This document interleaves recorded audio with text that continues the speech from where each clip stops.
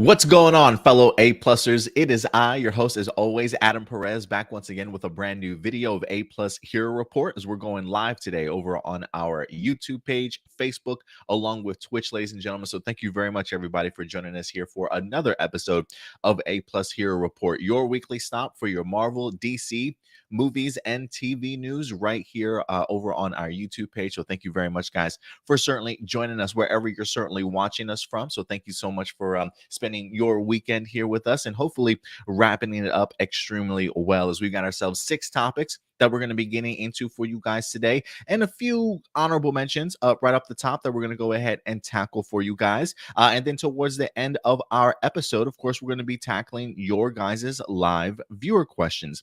If you would like to go ahead and submit a live viewer question over anytime during the week, you're certainly more than welcome to. Feel free to go ahead and submit that over to aplusopinions@gmail.com. Again, that's aplusopinions@gmail.com. Feel free to ask any question, whether it's a movie you watched, a television show, a news article, a theory, speculation you want to further to discuss. Feel free to go ahead and submit that over to us anytime during the week. And then towards the end of our episode, we'll always get to them as always. So thank you very much for your continued participation each and every week, guys. While we don't necessarily have the entire crew here today, you know, Stuart, we were really hoping that we would have the entire gang here, but unfortunately we don't. But we at least got Stuart Branscombe once again continuing to join us in here, man. We got the regular twosome certainly making their presence felt in here. Indy really wanted to go ahead and join us once again here this weekend. He really planned on it for weeks, to be honest with you, but we did have another situation. Indy not able to make it here this week. Just go ahead and keep Indy in your prayers in regards to just his health, making sure that he continues to recover and eventually joins us here before we know it. So it's just you and I, Stuart. I hope you are okay with that, sir. Yeah, definitely. And everyone, just make sure you send Indy your best wishes and everything. You can follow him on Nerd Mix Alpha on Twitter. Just keep him in your thoughts and prayers if you have the chance to, of course. Yeah, show Indy some love since he hasn't been here in quite some time. So let people know we haven't forgotten about you, Indy. Come back soon. And he should certainly be okay, but we definitely want to go ahead and keep you guys posted and updated in regards to that. And hopefully here within the next few weeks, Indy will be joining the full nerd roundtable of our A-Plus Hero Report team. So we'll definitely continue to keep you guys posted. And if for some reason, if you start seeing maybe some of his videos not posting up on YouTube, we are a little bit behind in regards to some of our content, but definitely do on our part to try and keep up with you guys. So his Batwoman and his Flash reviews and stuff certainly will be back once he's 100% healthy and feeling much better. So, and I believe, Stuart, you wind up dropping your recent episode review of Superman and Lois this past week, didn't you?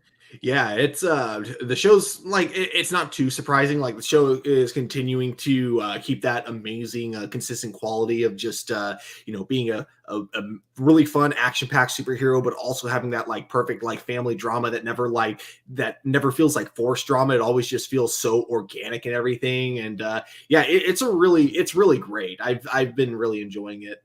Yeah, I haven't watched this week's episode as of yet. Me and the girlfriend otherwise are caught up to the rest of the episodes. We just have not seen its return episode. And I believe this return episode is the episode in which Amy Jo Johnson directs. I believe this is the 6th episode of the season. Yeah. So I believe this is the Amy Jo Johnson directed episode coming up here this week. Are you looking forward to it?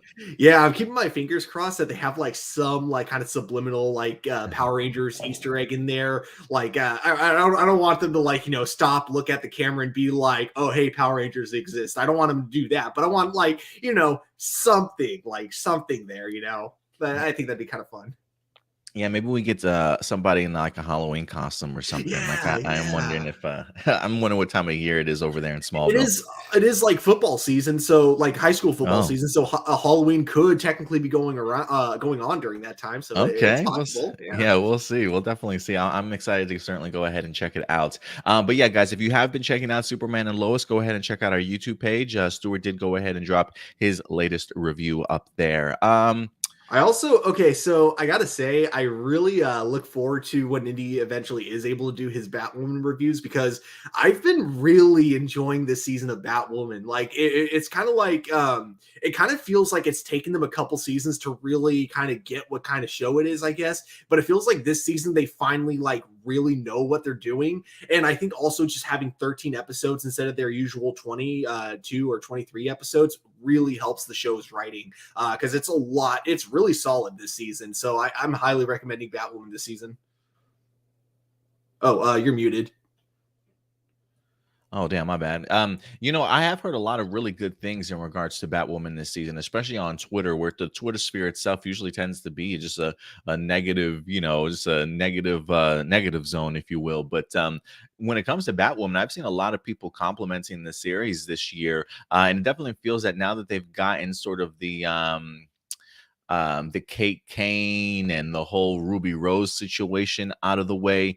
Maybe their level of storytelling is back to the idea of them coming up with fresh takes and fresh ideas, and really, like we mentioned, the idea of maybe making it more Ryan Wilder series, now that they can actually just kind of sit down and concentrate on the series itself without all the drama. So yeah, I am hoping that there was a positive swing this season. And I will say this, Stuart, considering the fact that it has been getting a lot of compliments this season for season 3, it does make me kind of scratch my head once again when I think about a show like Gotham Knights that's headed our way. I'm just like, so is Batwoman getting canceled or not? Like, are we really gonna like undercut it when it's just finally hitting its peak of good storytelling? You know what I mean? That's what's so weird about this year, because usually by now we know what shows are getting renewed and what shows It's aren't. true. Haven't But heard. for this time, like for Batwoman and Legends, we have no idea what's going on with those. The only show we even know is getting renewed is The The Flash. Flash. So Oh yeah. yeah, and it kind of feels like with both shows, both Batwoman and Legends, it almost feels like they're as unsure as we are about it getting renewed, because they're kind of writing it in a sense to where it feels like they're ready for closure if they need to, but they still have enough to like leave it open for another season. Oh, okay. That's pretty eye-opening. I haven't been able to keep up with these seasons, so I wasn't quite sure how the writing was handling itself. But we should we'll definitely see, because I feel like we're used to seeing announcements of renewals around this time. But yeah, nothing really, with the exception of the Flash. So we'll definitely see which shows do get renewed and certainly which don't. I do want to go ahead and give a quick shout out to some people that are definitely in the live chat with us today. As always, we got Marcelino Vasquez certainly coming through today. Thank you very much, man. He says, I'm probably going to get canceled for saying this, but I personally glad that Painkiller never got picked up. His story only been interwoven in Black Lightning story. Plus, I don't think CW needed more superhero shows and should only focus on the ones they had back then. And I still don't want more shows. I still don't. I think And it's I still don't think more shows, but I forgot the oh, thing. should be added right now. Okay. He said, I think the CW should just focus their attention on Batwoman, Superman, and Lois, Flash, and Legends of Tomorrow, and more show 2 or 3 years after Stargirl integrated into Arrowverse. I mean, hey, whatever. I mean, however you certainly feel, Marcelino, for sure, in regards to it. I mean, I personally really wanted a Painkiller. I always thought the guy that played Painkiller always did a fantastic job. Plus, it would always, for me, I always found it interesting, especially with him being such a big martial artist. I really wanted to see that flavor of martial arts and sort of hip hop, and just the Black Lightning sort of culture and themes, kind of all integrated. There was always something really fascinating to me about that.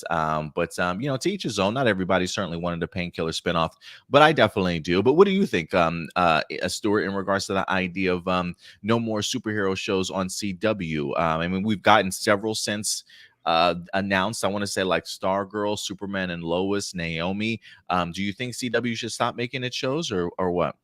I just I just wish they would be a little bit more creative in some of the new show ideas that they have. Because with Gotham Knights, the big reason I'm just like not really looking forward to it is because it almost feels like everything that's going on in that show is what they can easily do on Batwoman or Batwoman. on Titans. So it feels like we're really just An odd overextending this choice. Batman universe without Batman, especially when we have other Batman properties coming to HBO Max. So I'm like, I just don't think we need another one. And then with Justice U, I think I've already kind of made it clear, like That's right, Justice. I love that John Diggles, they're trying to give him a spin-off show. I just like that's kind of the most generic concept to me, anyways, that they could have gone with. But with Painkiller, I actually, just because it seemed like what they were doing with it was kind of unique with making it a very martial arts focused type of show, that was one that I was kind of looking forward to. But like, I also can't really say I was that mad that it didn't get picked up, but it also like was one that definitely intrigued me for sure. I get you. I definitely get you. Who else we got? We got Datilla in here. Thank you very much, Datilla, for certainly coming through. Always good to see you. I said no more superhero shows for a while, not anymore. Okay. Well, Oh, yeah, no I problem. knew what you meant. Sorry if it Yeah, yeah, sounded like yeah, that. Yeah, yeah. but Um, I do love that comment. That would be pretty funny. yeah, I totally agree. We got what's up, Indy? Indy in the house too.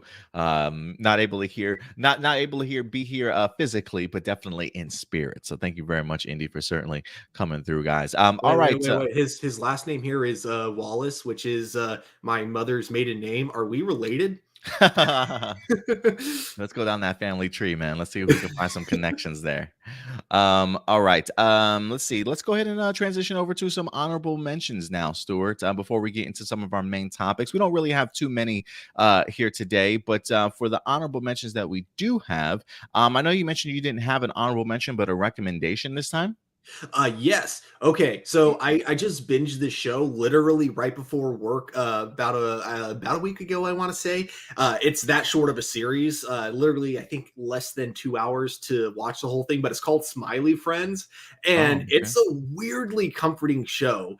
Which is funny because like the theme of the show is that you have two characters that basically go to different clients who are depressed and they try to cheer them up, and it's just funny how like that show, that concept, and like the show itself honestly is like perfect for, you know, if you're like not in the best mood, it's really a perfect show to turn your mood around, because I've been rewatching it like when I've been having like kind of random panic attacks, because I get those every once in a while, I and feel it's you. really a good show that like kind of is very weirdly soothing, and it's freaking hilarious too. Also, there's like a lot of freaking hilarious cameos in the show. Like for example, you got the angry video game nerd playing the devil at one point, and then you got Gilbert Godfrey as God. Well, no, that voice. I can just imagine that voice as God speaking to you. Yep. So I highly recommend this show. It's a really I hope they do more episodes soon, because sadly it's only like 13 like episodes, and they're all like 10 minutes long, but it's a Oh, it's really not funny bad. show. Yeah. What streaming service you say you saw this on? Oh, HBO Max. Oh, HBO Max. Okay. It's on HBO Max, but I think they're also airing the episodes on Adult Swim. Oh, nice. Okay, very cool. Yeah, me and the girlfriend are trying to catch up on some Oscar nominated movies right now. Since they put out the list, we've been trying to find to see what's been on streaming services and what isn't. Because me and the girlfriend are actually maybe considering doing some couples movie reviews together in regards to it, getting ready for the Oscar season towards the end of March. So yeah, we're definitely gonna be finding ourselves watching a bunch of Oscar nominated movies this season. Let's see here for other honorable mentions. Just got two off the top, especially when it comes to No Way Home. We continue to get more and more information in regards to that movie, even though it's been out forever. I believe we're going to be prepping ourselves and getting ready for an actual like Blu-ray and DVD release of the movie itself. They may even have some extended sequences and deleted scenes in there for us to really look forward to. But in the process of all this and all the promotion of what's to come for No Way Home, when it comes to digital and Blu-ray, we already saw this shot in the movie, but some more behind the scenes photos did go ahead and drop, and we did get the opportunity to see that there's actually a real life Spider-Man No Way Home meme. As I'm assuming all these people, all the actors maybe wind up getting together for like a gigantic photo shoot and decided to have a little bit of fun. So it's not just in the movie, but they actually did do their best to recreate it just photo wise too. Stuart, what do you think about this, man? Oh man, I absolutely love it. I love the fact that these three clearly love being Spider-Man together, and that these three clearly actually got along. Like it wasn't just in the movie that they got along. Like clearly the actors like just have that personal connection with each other that just like adds to the chemistry. Like when you see it in the movie, and then the fact that you can see it outside the movie is amazing. So I love it. Yeah, I do too, man. I'm so glad that they clearly had a fantastic time on set, putting together No Way Home and things like that. And just hearing some of their stories of how they've had to like maybe avoid each other on the set and things like that, or when they were walking around just on their break times and stuff, just to make sure that nobody noticed them, behind the scenes. They tried to spoil anything for everybody. So I thought it was actually pretty cool. But to be able to see that, you're right, they really do get along. They seemingly are as close as brothers at this particular point. But yeah, they had a fun time putting this movie together, and I think if you saw No Way Home, you could definitely tell just from all the hard work that they put into it. It was a fantastic moment in the movies, and I'm so glad they got the opportunity to recreate that in live action too.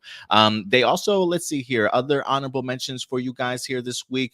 Batgirl is in the news once again as more details wind up coming out about that. This past week, Michael Keaton actually put out a brand new photo to go ahead and tease his return as the Batman, as he is in fact wearing his cape and cowl. Assuming we did go ahead and I think posted maybe some photos, a couple. Well, you know what? There were some brand new photos of Batman and Commissioner Gordon that were out there from behind the scenes. I did not post those last weekend for us to talk about, just because you literally get the opportunity to see Michael Keaton in his Batman costume. And I kind of wanted to maybe hold off on that for the movies. I didn't necessarily want to spoil everybody too incredibly much, but I'm sure if you go ahead and Google Michael Keaton Batman on the Batgirl set, I'm sure you can certainly find them for yourselves. But I thought this was a great tease, Stuart, to go ahead and get people hyped. A little Batman shadow to go along with our anticipation for the Batgirl movie. I'm really pumped to see Michael Keaton back, and I think not even the idea of him being in the costume, but just having that feeling that he's truly going to have a bigger impact on the DCEU than I previously thought. And I think he's going to be around for a while in regards to at least like a mainstay. I don't know if we're ever going to get another Michael Keaton Batman movie or anything like that, but I just love his presence back once again for these DCEU films. Yeah, definitely agree. I do hope I'm wrong, but my one worry with Michael Keaton is I just hope he doesn't get like kind of burnt out from doing Batman, because like I hope we can at least get him in a Justice League movie before he retires the cape again. You know what I mean? Yeah, no, I definitely get what you mean. Oh, you gonna say something else? I'm sorry. Oh, I'm just gonna say, but yeah, this photo that he posts, I don't know how he took it. If he like kind of like was like had his arms in like this when he was taking it with his phone or something, but I do really like it, and it does, and it feels very reminiscent of the Tim Burton movie, just because when you have the opening for Tim Burton's Batman, you don't see Batman right away. You see his shadow, you see like him from a very far distance, and so the fact that he's teasing us with this Batman appearance with just the shadow of Batman, I think it's very Michael Keaton Batman-esque. Yeah, I totally agree with you there, man. And then Joseph, for those of you who are wondering in regards to when Batgirl will be released, Batgirl is dropping later on this season. I want to say they just had an interview with the franchise producer, Michael Uslan, confirms that HBO Max will ignite the bat signal for Batgirl later this year. It looks like he was on Facebook teasing Michael Keaton's Batman return, and he did say, and this upcoming December, Michael Keaton returns, attaching Keaton's shadowy photo of his Batman's return, believed to be from the set of Batgirl. So Michael Keaton is first set to appear in Ezra Miller's The Flash, which is in theaters November 4th, before donning the cape and cowl again in Batgirl, which we'll see in December. So Batgirl drops December. The Flash drops in November. I don't know why I thought it was going to be earlier than that, but you can see them really getting a ton of usage out of Michael Keaton's return as Batman in two big releases. Stuart, do you think they're going to release Batgirl in theaters? Right now, it's on HBO Max. They haven't made a change or anything like that, but you've got Michael Keaton hitting theaters November in the Flash movie, and then a quick turnaround come December for the Batgirl movie. I am curious if that has plans on being thrusted into the movie theaters or not, or if they're going to stick to their guns about this being on just a streaming service. I really hope they, at least meet us halfway by giving us at the very least a limited release, because I do want to see this on the big screen, even if it's not like, release exclusively in theaters. I think, I I don't know. I don't know how to say this without sounding like a overly fan privileged, but I'll just say it. And if it sounds pretentious, I apologize. But they owe us at least that, you know. I think for the fans of Batgirl that have been wanting to see her have her own solo film for a while, I think they should at least give us a limited release in theaters. Yeah, I definitely would love a limited release in theaters if at all possible. I mean, well, my thing has just always been the idea of not giving your stars and characters the opportunity to sort of truly shine, right? Like I know maybe not necessarily every character deserves to be on the big screen, but when you tell me you're taking a character like Blue Beetle and putting him onto the big screen, I mean, goodness, I would think that Batgirl has certainly earned her right to have a movie on the big screen. Also, just considering Batgirl's just history when it comes to comic books and just her as a character. So, especially with now that we've got all these bigger pieces and connective tissues to the DCEU kind of revealing itself in the Batgirl movie, I think they might have a little bit of a, well, I don't want to say a hit on their hands. We'll definitely see what happens, but it's got a lot of positive things I think kind of going for it. So it does make me a little bit surprised, but we'll see if Warner Brothers changes trajectory when it comes to this movie. But guys, let us know what you think in regards to everything you've been seeing from Batgirl so far. But mark your calendars for Batgirl's release this December. It's going to be an early Christmas present for me, man. I'm really looking forward to this. Yeah, same here for sure. Man, that's Okay. okay. So that's 6 DCEU or not EU, but DC properties coming out this year because that means Peacemaker, Batgirl, plus the 4 that we got coming into theaters: the Flash, Aquaman, the Batman, and Black Adam. Like So Adam, that's damn, yeah. 6 altogether. Yeah, man, and that's just DC. That's not even including what Marvel's going to give us Oh my this god, year. yeah. So yeah, we're going to be really spoiled in the comic book genre for sure. Are people even making real movies anymore? Like, I mean, are we just doing superhero movies from now on? Well, it's funny you say that. So, like later this month, there's a movie that I'm really looking forward to that looks like so epic, and it feels like it's based on a comic book, but it's an original movie. It's called Everything Everywhere Always. Have you seen the Oh, trailer for that? I have not. Uh-uh. Ooh, it's an interesting multiversal storyline, and it looks really cool. I highly recommend checking out that trailer. I'll send a link to you after this broadcast. Okay, okay. Let's see here. Marcelino says, I want Batgirl in theaters, but I unfortunately don't think it will be. Frowny face frown. Yeah, I agree with you, Marcelino. I definitely want to see it in theaters, but there is something telling me that they're going to stick to their guns and keep it in the HBO. I do wonder if they're going to be utilizing that, especially towards the end of the year, as a big push for subscribers or something like that for their streaming service. But we'll definitely see Marcelino for sure. And Datilla is very excited to have Michael Keaton back as Batman, and so am I. I can't wait to see him bring that gravitas to the screen one more time. I think he's just going to pick it up right where he left off at, like he just never missed a beat after all these years, you know? Hmm.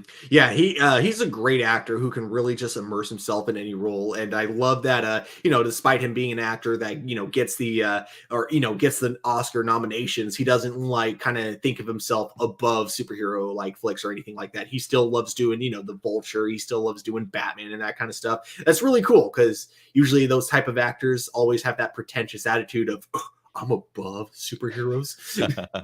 Yeah, I mean, no, I definitely agree. But I think, again, that's just one of the other reasons why I think the script has got to be just that good. You know what I'm saying? Like for Mhm. somebody like Michael Keaton status to read this and want to be a part of it and come back after all these years, I think is pretty telling when this guy could probably have any movie that he wants to out there in regards to Hollywood just based off of his career. So yeah, we'll definitely see. But guys, let us know your anticipation levels for all of our honorable mentions.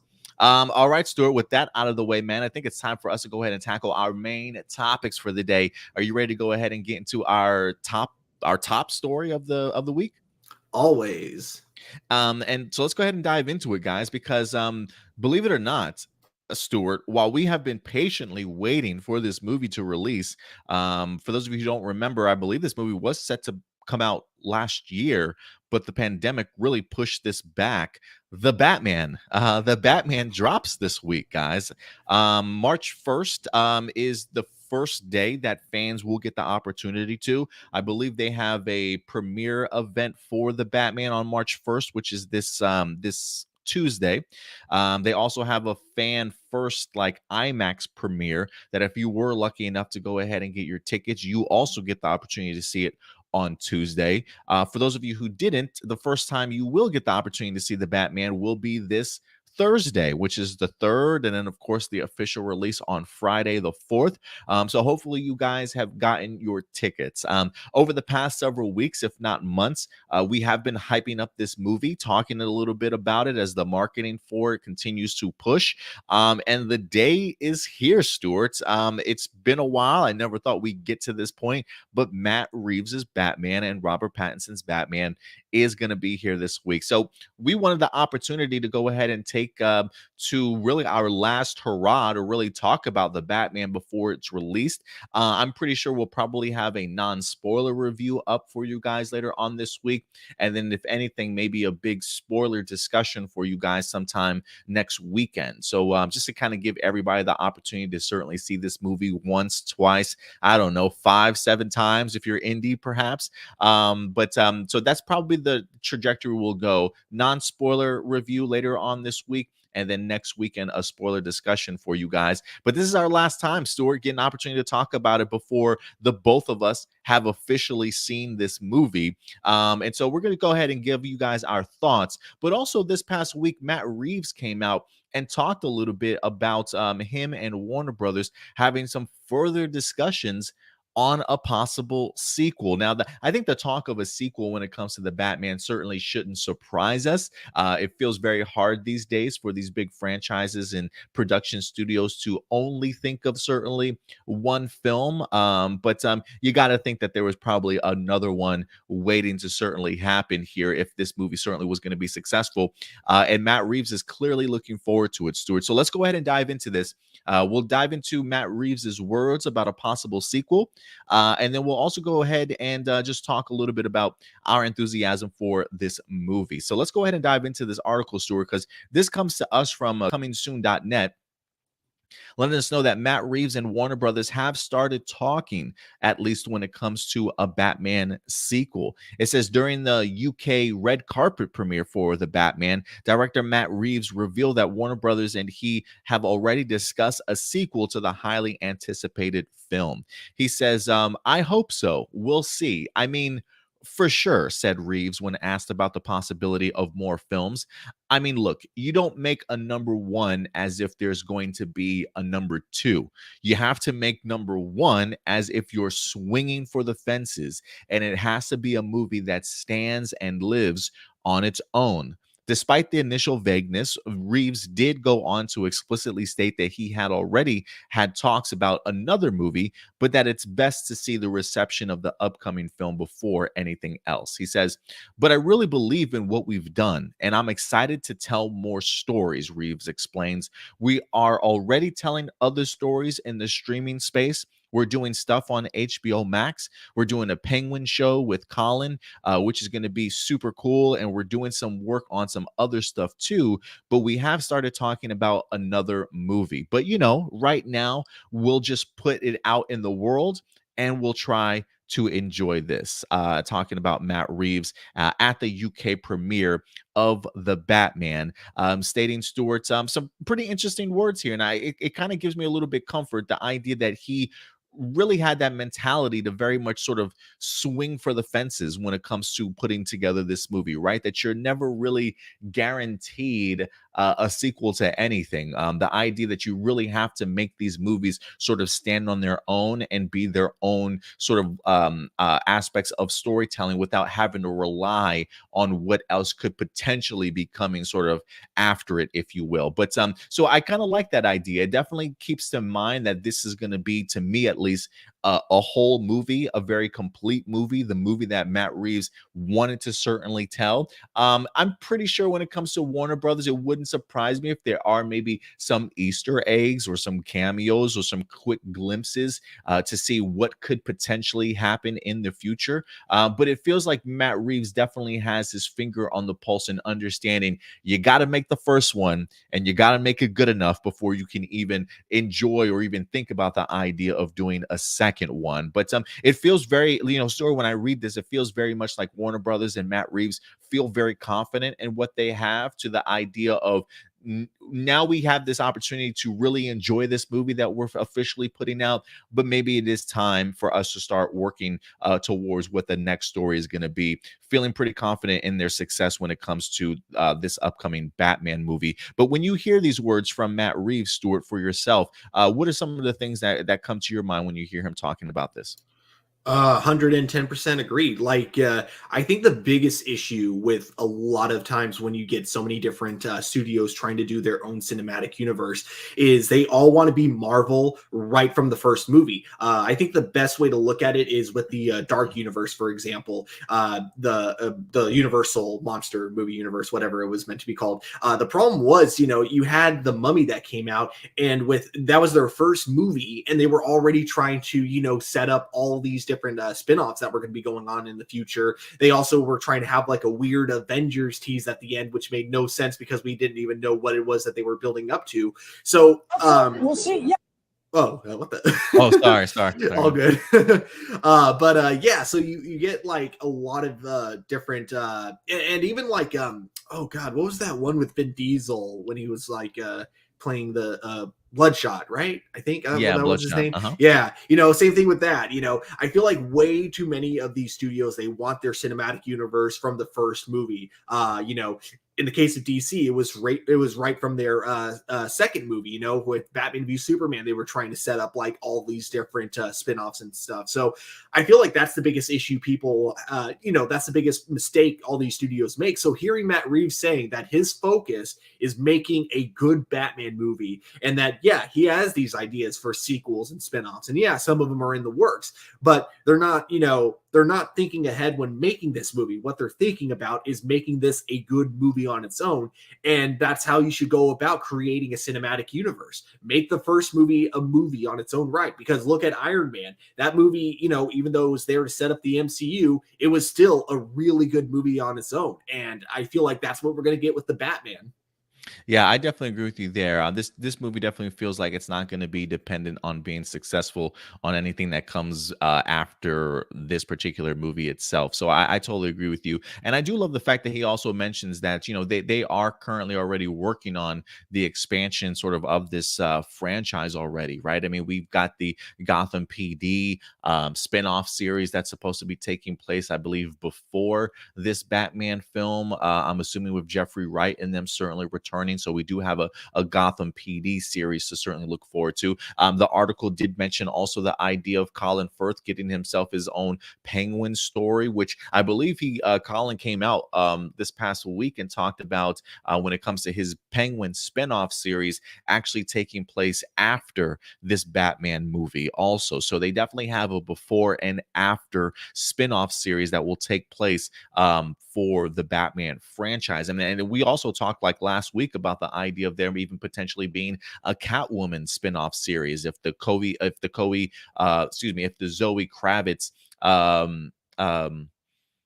if Zoe Kravitz really impresses in this upcoming movie. There's a potential for her to get her own spinoff series or film too.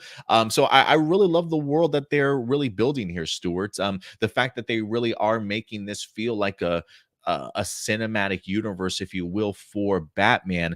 I don't know exactly how many movies Matt Reeves has in him in regards to story-wise, if this is just planning on being a trilogy, or even after the trilogy, if we're going to have another Tom Holland situation on our hands where you're like, this is our Batman. You know what I'm saying? Like, this is the guy that we want to continue to tell stories with before getting somebody else under the cape and cowl. I think there's just a lot more story to get into, because I think last week too, Stuart, we talked about the idea of Matt Reeves even suggesting the idea of maybe even Mr. Freeze being an upcoming villain here, right? So I definitely agree with you when you say they certainly have plans and have things in motions that they certainly want to go ahead and pull the trigger on, but clearly the focus is always going to be this first movie for sure. And and the fact that they're talking about Mr. Freeze for the sequel and not the Joker is what kind of gets me excited. Not that I don't want the Joker in the Batman. I definitely would love to see like this his interpretation of the Joker, but it just feels like kind of with every Batman iteration, the thing that fans really want to see more than anything is, okay, show us the Joker, show us the Joker. So I'm glad that he's focusing on some of the other villains in that universe, and we could still get a Joker, but he doesn't necessarily have to be the main focus.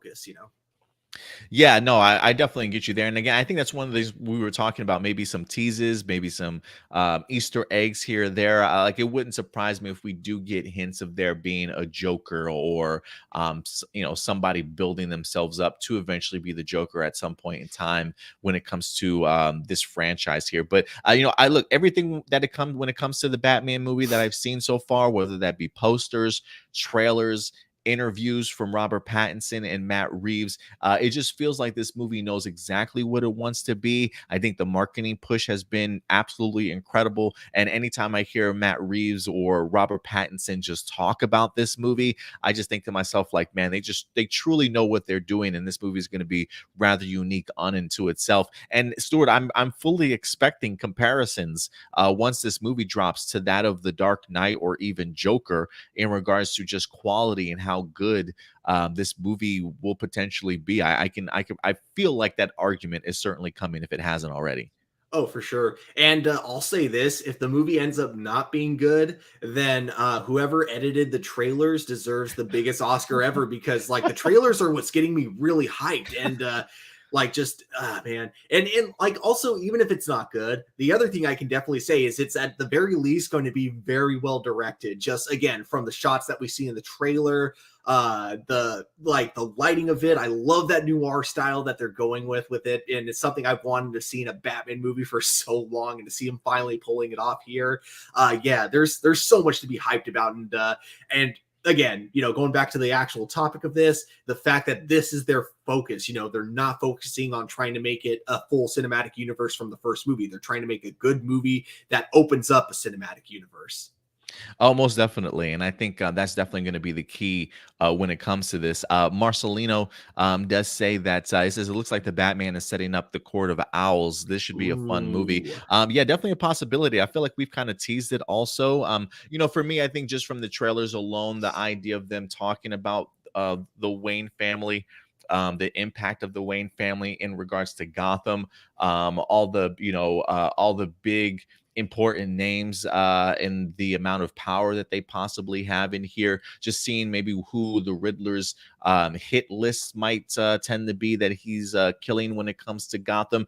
There definitely feels like some Court of Owls mischief or somebody pulling bigger overall strings when it comes to the world of Gotham. So you might be onto something there, Marcelino, but it's something we definitely have teased over the past couple of weeks. I definitely hope it's something along those lines, but especially leave it up to Matt Reeves, who's just a very intelligent writer and very thoughtful writer to kind of plant those seeds. I think would go a tremendous way in regards to building the future for this particular series. I am kind of curious, Stuart. Do you find it anywhere in this world where they could introduce the idea and the concept of a Robin, or do you think it's a little bit too grounded in the sense of introducing a very young kid to get into the idea of vigilantism? Like it feels different when it comes to the MCU. The idea of kids as heroes in the MCU just feels completely normal, right? But the Mhm. idea of somebody like a Bruce Wayne, who clearly is very mentally traumatized in this movie, going so far as maybe saying a sequel or a third film to go ahead and bring on like a 15-year-old boy to be his sidekick. And just the groundedness of it. Do you feel that there's a place in this world potentially for a future Robin? I think based on what we've seen in the trailers, there's a great potential for Robin, but it wouldn't go the way that I think most people would expect for traditional Robins. I think because of some interviews that we've heard with Robert Pattinson, where he has straight up kind of said this version of Bruce Wayne isn't a good person. And we've seen, like, in the trailers that he's clearly not doing enough for the city in terms of philanthropy, in terms of like actually, funding, things that could help people and actually, lessen the crime in Gotham. I feel like this might be the type of Batman that would totally manipulate a kid into fighting crime with him. And not in like because I think the way you need to tell the Robin story now for it to work like on the big screen is you need it to be like Batman trying to convince him not to, but then knowing that he's going to fight crime regardless. So it's like it's that whole idea of making sure he's trained and prepared to do so. But I think for this type of a movie, if the direction they're going with this version of Batman is what I think it is, it should be the type of Batman that goes, "Hey, the Penguin killed your kid. I'm going to help you get vengeance for them." Gotcha, gotcha. Yeah, because for me, I mean, I know that with Batgirl sort of introducing the idea of maybe there was a Robin in the DCEU at some point in time, it feels like we may automatically just jump into sort of a more Nightwing sort of character in present day for the DCEU and the Batgirl movie itself. So I am wondering if that's there. Hey, we had a Robin in our universe. Maybe we don't necessarily need one in Matt Reeves Batman universe, but I will be interested to kind of see how that plays itself out. With them wanting to be more grounded about it, I actually wouldn't mind if they just wanted to kind of skip a couple of Robins and just go straight to Damian Wayne, because he's still Mm, a Robin that we haven't gotten in live action yet. So if they wanted to, and I feel like with the Batman again, if they don't want to do the whole like extracting Bruce's DNA with Talia's DNA, have it just be like literally Bruce's kid instead of like mm. the DNA like storyline. Because I thought it was kind of weird that they did it through like a weird science fiction instead of just having it be like Bruce and Talia hooking up like they always do. So I feel like in this type of a world, it would just be like his kid, and I think that'd be a good way to also bring in a Robin if they wanted to. One last question I want to throw off of you real quick. Out of all the characters in this movie, Mhm. um, outside of Batman, what is another character that you're really looking forward to in this movie? I'm really looking forward to seeing how they do Commissioner Gordon, because again, I really love the actor that they got to play him, and I'm also like just very curious because it really seems like they're going with a very dark Batman in this movie. So I'm wondering if there's going to be like a point where Commissioner Gordon has to choose, between whether or not, he thinks, the law is the right way to go, or Batman's the right way to go, because it feels like both are fully flawed in their own way. So it's kind of like that whole thing where it's like, you know, where do we draw the line? And I feel like he's the perfect character to have that perspective with. Especially played by Jeffrey Wright, who's an Yeah. amazing actor. And so I just absolutely know he's really going to bring it in here. And those are definitely going to be some of my really fascinating scenes to certainly watch. Just the two of those characters together on screen for sure. But I really want to see what each character's sort of motives and motivations certainly are in regards to this overall story and how they fit into it. I think for me, outside of Robert Pattinson, I do think the character I'm really most fascinated in is probably going to be Zoe Kravitz's Catwoman. Catwoman has always been a character I've always really enjoyed, just the pairing between Selena and Bruce, and their stories are always really fascinating to me. I wasn't necessarily the biggest fan of the Anne Hathaway Catwoman or even Holly Berry Catwoman. So I am really kind of curious to see what Zoe Kravitz is going to bring to this particular role, because I do think that she'll definitely build upon that Catwoman lineage. But I really want to see just again what her motivations are and just what the bigger picture for her certainly might be, whether that be in this movie or where it launches her off. By the end, to see if that's something that she can eventually get her own series or movie or whatever the case may be. But I think for me, Catwoman will be the one I'm really interested to kind of see how they've grounded her as a character after all this time. Frank, what's up? Frankie says, hope that they are able to bring on some form of Robin or Nightwing. Huge fan. Yeah, I'm a big fan of the Dick Grayson character, Frankie. So so I definitely understand that. But we'll see if there's a Robin in this Batman world or in the Batgirl world that they're continuing to build over on the DCEU. I think for me, when it comes to the Batman this week, Stuart, I'm really going to be diving headfirst into the story. There are some first reactions out there for people that have seen the Batman already. I really have avoided them for the most part. I feel like these days, first reactions are always super positive. I always wonder if it's the case of people are just hyped because they got to see the movie first, so it Mhm. doesn't matter what happens, they're just gonna gush about it. Because I have come across first reactions that have always been positive, and then the moment that I go to the movie, I'm like, what the f were these people watching? Like, this is just doesn't line up with what I had in mind, sort of thing. So I have been avoiding first reactions, but I want to say just briefly what I have seen just by like glancing over it, a lot of positivity coming out of this particular movie. Have you had the opportunity to check out any of the first reactions by any chance, Stuart, or no? No, no, I'm definitely not going to because, yeah, I want to go into this as like blind as possible because I saw like one of the YouTubers I follow, Comic Book Cast, they had a thumbnail saying identity revealed for Riddler, and I'm like, nope, nope, I'm good because I still have my own theory on that, and I'm kind of curious how that plays out. But yeah, like it's you know, even like not just like for people who get invited to like kind of those events and get to like watch it first and therefore have that bit of excitement, but just I think the idea of like going into a movie that you've been hyped for a while, you tend to be a lot more optimistic about it your first time watching it. You know, for me the example is Rise of Skywalker, because I went into that Mm. movie and I left it really enjoying what I saw, but then you know it's kind of that thing where you sleep on it and you're like, was it as good as I thought, or was I just like over, you know, filled with hype? And then, you know, when you go back to it later, you're like, oh, this isn't a good movie. So I feel like it's kind of going to be so like, I'm not saying it's going to be the same way with Batman. I definitely don't think so, but I'm saying it is definitely a possibility.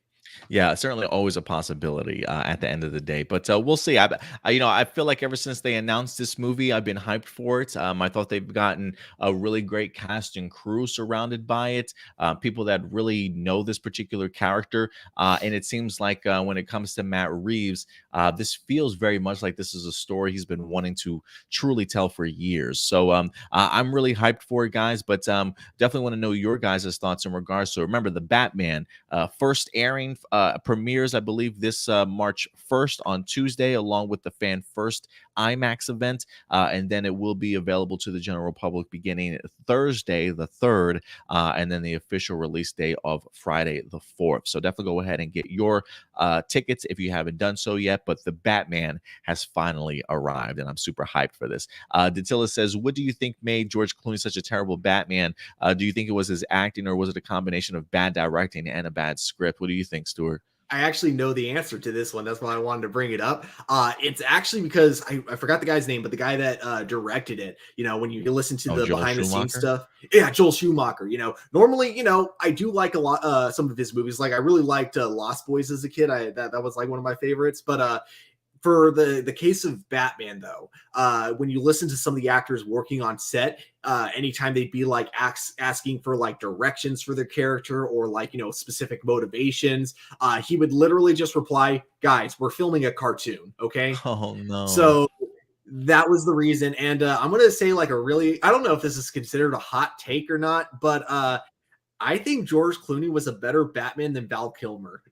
I'm just gonna say that Val Kilmer is still my least favorite Batman.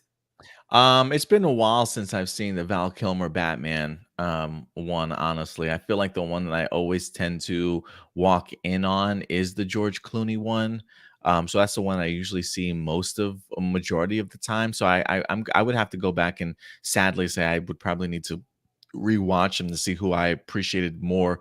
But yeah, I think like George Clooney just felt like Homeboy was just on a vacation, you know, like he's just Mhm. the one-liners they gave him and stuff. It was just like, George, just look handsome and deliver these one-liners and we're good, you know. So I don't know if I can put that all on George per se, as I think it's just more the script and the direction of what the movie was supposed to be in the first place. Because George is an amazing actor. He Mhm. truly is. So to see that level of him and comes to Batman, yeah, it was a payday for him for sure. Yeah, and yeah, it's really hard to care about your job when your boss doesn't care about the job. I can tell you that from experience, and that's what I imagine was going on with George Clooney. Yeah, I definitely agree with you there. And quick shout out to Mike. What's up, Mike? He says he loves him some Brie Larson. We're about to get to Brie Larson here relatively soon, Mike. So certainly stick around. All right, guys. I think other than that, Stuart, I think that'll wrap up the Batman talk for us. But I'm just happy it's here, man. I cannot wait to see this movie. Get the opportunity to see it twice this week, and I'm gonna gush all about it, guys. So yeah, go ahead and enjoy the Batman when you get a chance to. Also, I believe that Tilla said she had tickets. What did she say? Let me see. Oh, she says she's got tickets for March 1st, also on Tuesday, and she's gonna go see it again on March 6th. When are you seeing it, Stuart? keeping my fingers crossed that the KDMs will be active midnight on Monday, because if like some theaters are doing a Tuesday screening, it might mean that they have early like all the digital copies have early access. So if that's the case, I'm keeping my fingers crossed. But if not, then I'm going to be watching it like really early on Thursday morning. Okay, gotcha. Well, good luck, man. I hope you get the opportunity to see it soon. Yeah. All right, guys. And with that, we will go ahead and transition over to our next topic and talk with you guys about it. Still in the DC realm of things, but this time a little bit more on the animation side, going from Batman to none other than Superman himself. Well, more or less Clark Kent. But at this particular point in time, when it comes to Superman, let's just say more or less the Smallville animated series.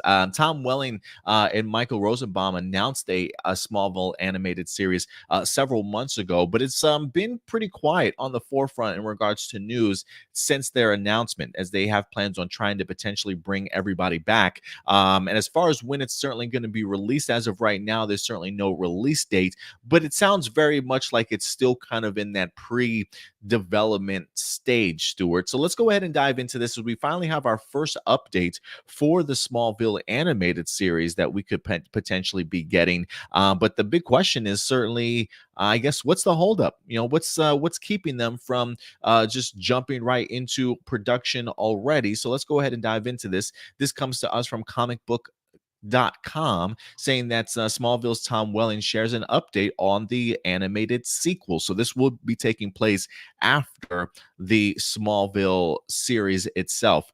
It says news of an animated series has been floating around out there in fan circles for a while, and while nothing has been officially green lit yet, the latest updates sounds as promising as anything we've heard. By the sound of things, both the cast and animation style are already starting to take shape, and the only thing holding up scripts is the involvement of the series creators, who are currently working on feature films. So this is what Tom Welling said. He said, "We're working on animated series that picks up right after our Smallville finale, and telling our own story. Our version is that we get Erica." It might be tough to get Allison, talking about Allison Mack, who's dealing with some sex cult allegations right now, not allegations. I mean, she pled guilty to it. But he also says, but even Sam Jones, who played Pete, and Lionel Luthor is going to be a big part of that. John Glover wants to do it. We've already been into this. We've already gotten animation. We just don't have the stories yet because Al and Miles are busy doing Tim Burton-like movies. As soon as they are done with that, we're going to be doing this. I want to be Clark's voice. I want Erica to be Lois's voice. That's going to be the fun of it. I think there's a story that Al and Miles are going to tell that's individual and new, and call it a multiverse thing. But let's see where it goes, and it'll be fun. So yeah, so that's what Tom Welling states in regards to where we're at in development for Smallville as of right now. So Stuart, I'll throw this over to you, but it looks like we've got some familiar faces possibly returning. They want to get Erica Durance to come back to voice Lois Lane, even talking about Sam Jones the third to voice Pete Rose, trying to get the John Glover to revoice Lionel Luthor for them. Also, he talks highly about the idea that they have an idea of the type of animation form that they want to set. But it's really the creators that they're certainly waiting on. If they are waiting on the creators, Stuart, who knows how long it's going to take them to dive back into this animated series. But does that worry you? Are you concerned that while they have all the pieces in place, the two main parts that really make this go in regards to sort of the showrunners and directors are kind of busy at the moment? Do you still see this potentially happening? And do you find any confidence in what Tom Welling is saying in regards to these updates? Yeah, like I definitely see this happening. And I feel like one thing that kind of made Smallville go downhill for a lot of people was just kind of like Tom Welling really not wanting to don the Superman outfit. And because of that, I feel like it really kind of left the writers restricted because they, you have to evolve Tom Welling, or you have to evolve Clark Kent so he becomes more of an adult, but you also can't keep him in the suit, and it makes it so it's just like that really awkward like in between that just kind of I feel like doesn't work after Clark graduates high school. But now with this animated series, assuming anyways that it's connected to the actual show and it's not just a reboot, it would be cool because then we get to actually see this version of Clark Kent as Superman finally. And also, I think what's really good with the writers of the show, one big advantage that they have is this: it's like they almost have kind of a clean slate. Like, I know a lot of people are huge fans of Smallville season 11, the comic book spinoff, and I know a lot of people really liked, and including myself, I really liked that cameo he had on Crisis on Infinite Earths. But what's cool about the way Crisis ended is that theoretically they don't have to let that continuity hold them down if they want to tell different stories within the Smallville universe. And what I think also really helps going into this is that it really seems like Tom Welling and Michael Rosenbaum, like the two biggest characters in, or the two biggest actors in the show, are really excited for this. The fact that they're looking forward to it and they have a lot of hopes for it is what kind of gets me, as I don't want to say like a big Smallville fan because I haven't even finished the series yet. But as someone who's like just currently recently getting into the show and about a few 4 or 5 seasons in or something like that. I can't remember what season I left off on. But yeah, I do think this is overall everything that it has going for it. I'm looking forward to seeing the result for sure. Yeah, I really am too. As somebody that was a big fan of Smallville, even though I personally fell off maybe after its last couple of seasons. I mean, the moment that Lex Luthor, even when Mike says here, he says, "Yeah, I think after Lex Luthor left Smallville, it kind of went downhill." Yeah, I think I gave Smallville like a season or two after Michael Rosenbaum's departure as Lex Luthor, and then I was like, "Yeah, I think I'm done. I'm done." And then they Mm-hmm. started trying to introduce all the Justice League, and I'm like, "Yeah, I'm done. I'm really done this time." So I definitely bounced after a while, but I really want to see these characters come back. I did find it interesting that Tom does go ahead and throw out Allison's name in here. I don't know if he was trying to be funny, Mr. Jokester. It might be tough to get Allison. No shit, really? You think so? The idea of trying to get Allison Mack as Chloe. Listen, I was a big fan of Chloe too. Mike says Chloe Sullivan made Smallville great. I loved her wall of weird for sure. I really enjoyed Allison Mack as Chloe. But yeah, her personal life issues definitely kind of ruined this Smallville reunion. So don't think we're going to be seeing Chloe Sullivan, or I should say Allison Mack, anytime soon. So we'll Mm-hmm. see what they do with that character. And I would be interested, or if they would even bring back the Chloe character. Even without Allison Mack's voice, you know what I mean? Or have somebody else kind of do the voice work for her. What do you think? How do you think they'll handle that? Well, it's an animated series, so it's I feel like it can't be that hard to find someone that sounds like her. That's So true. yeah, just I would personally just recast her. Yeah, no, that's probably something that they probably will end up doing anyway. So we'll see how it goes, guys. But Tom Welling gives us a little bit of an update. We'll see exactly how long it takes for the creators and showrunners of this show to actually finish with the projects that they're currently on. But once they're done with that, it sounds as though the animated series is up to bat. For me, I kind of would love to see Tom Welling share maybe some of the animation style. Maybe it's a little bit too early in the process for them to go ahead and showcase something like that. But if they've got an animated style to get the fans even hyped a little bit more, I would love the opportunity to kind of see what the show could potentially look like at some point. So maybe we'll see. You think they'll tease us? I'm sure at some point. I don't think it'll be for a while. I don't think it'll be until the writers are like working on it when they actually like kind of give us a little bit of a tease of it. But I just thought of something that we really need in a Smallville animated series.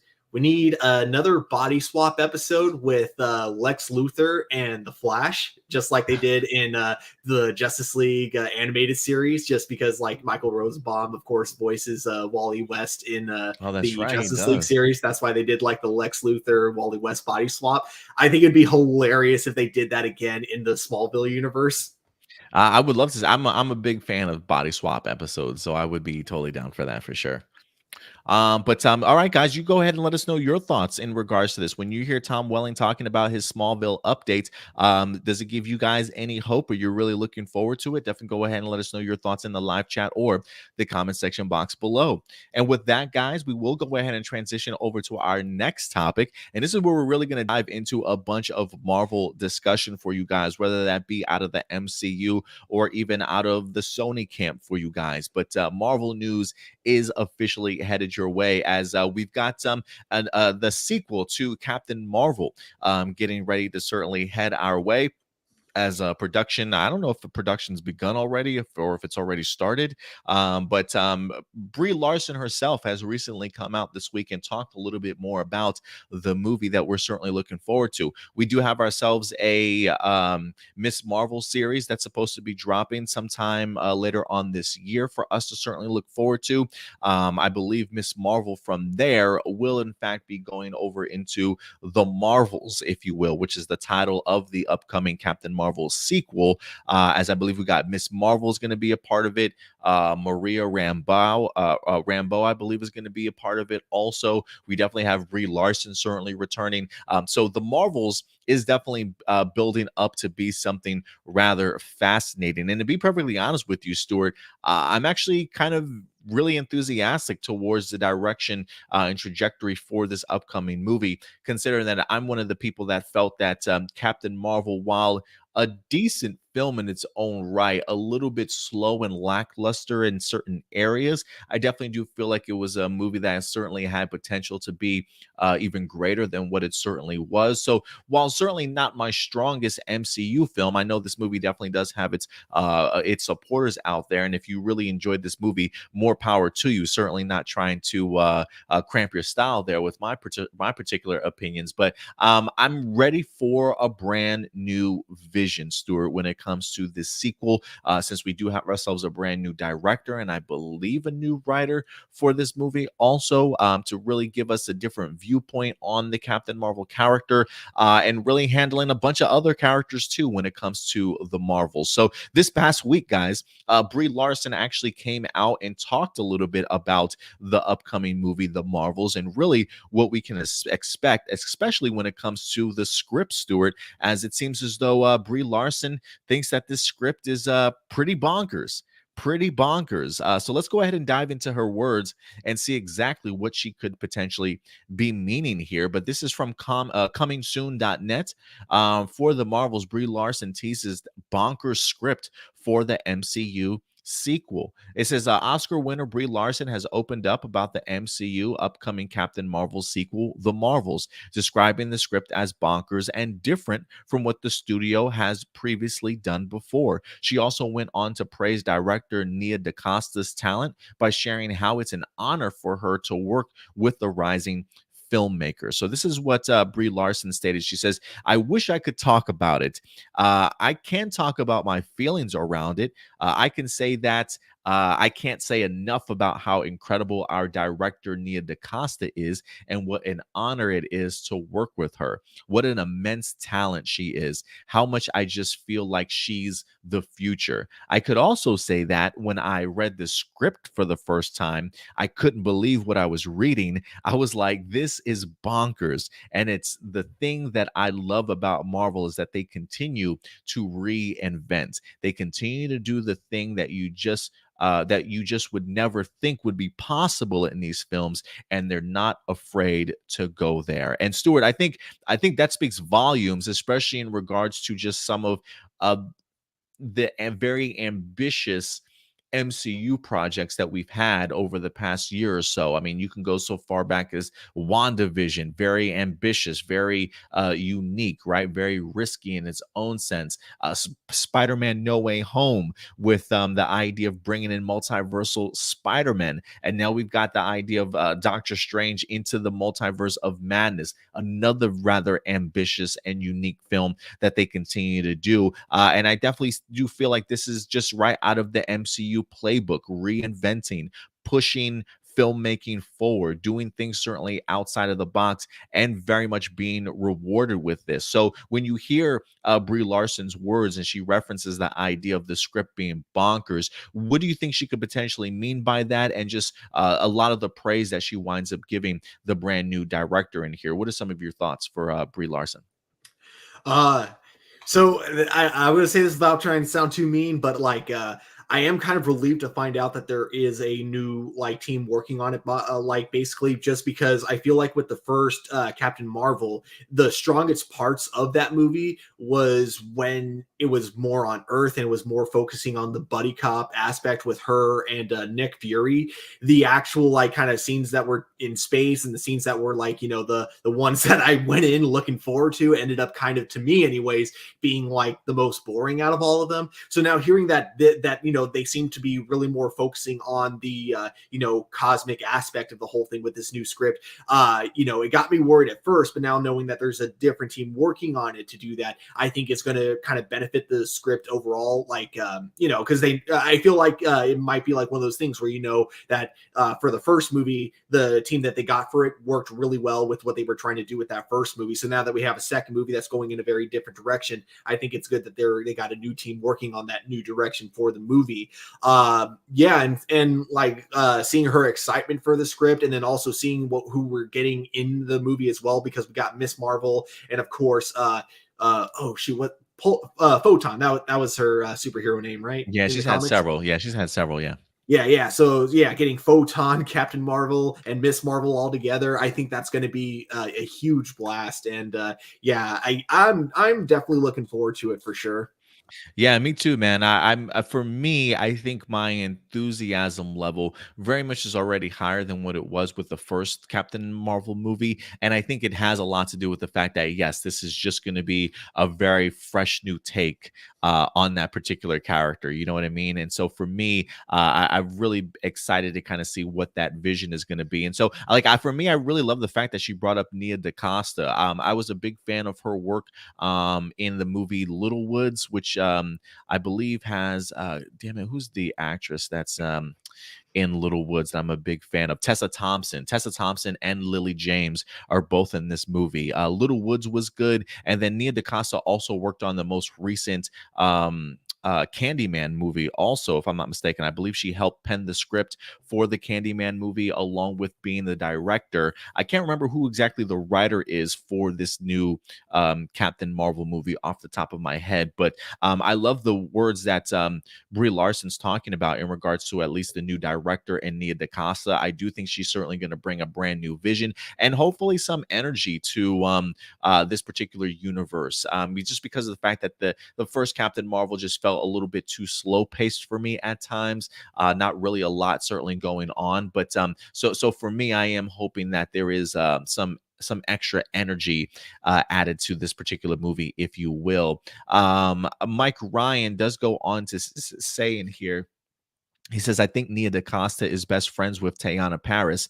So Captain Marvel 2 will be, he thinks it's going to be more about Monica Rambeau and not Carol, just based off of the relationships that we have. But she said, I hope that Candyman 2, there's a lot of, with Captain Marvel 2, I hope there's a lot of action and not too much talking. I didn't like Nia DaCosta's Candyman. Have you seen the Candyman by any chance, Stuart, the most recent one? I actually haven't yet, but I really need to.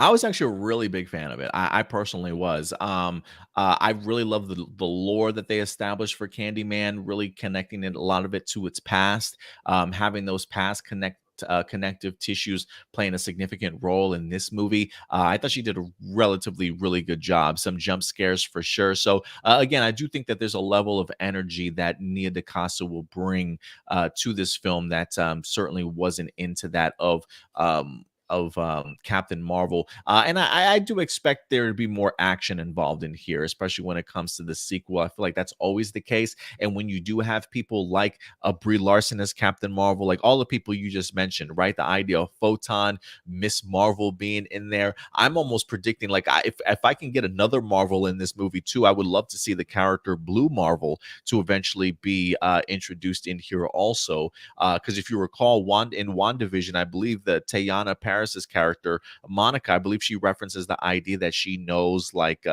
some sort of scientist, and I believe Blue Marvel is a scientist as well. So I would love to see him sort of included in that movie if they eventually get to it or not. But this feels like another ambitious film. I mean, the idea of being able to bring in all these characters for one sort of standalone movie as part of the Captain Marvel sequel, I feel like they can have a lot of fun with this. And so the fact that Brie Larson talks about how bonkers this script is, I am kind of curious if it's just not only a combination of action and big action set pieces, but just the idea of all the characters that you've got to be focusing on in here. And I'll be interested to kind of see how they all intertwine, right?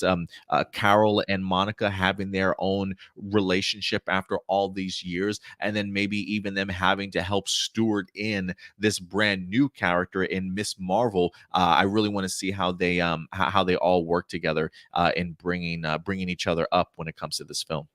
I'm really curious what happened between Monica and Captain Marvel, because she gets brought up very briefly in WandaVision, and immediately Monica's like, "We're not talking about her." Like, she seemed really annoyed that she was name dropped. So Mm. I'm very curious if we're going to get answers to like, I think it might be something very simple, like just the fact that she left and never came back. But regardless, I'm very curious to see what that tension between the two of them is.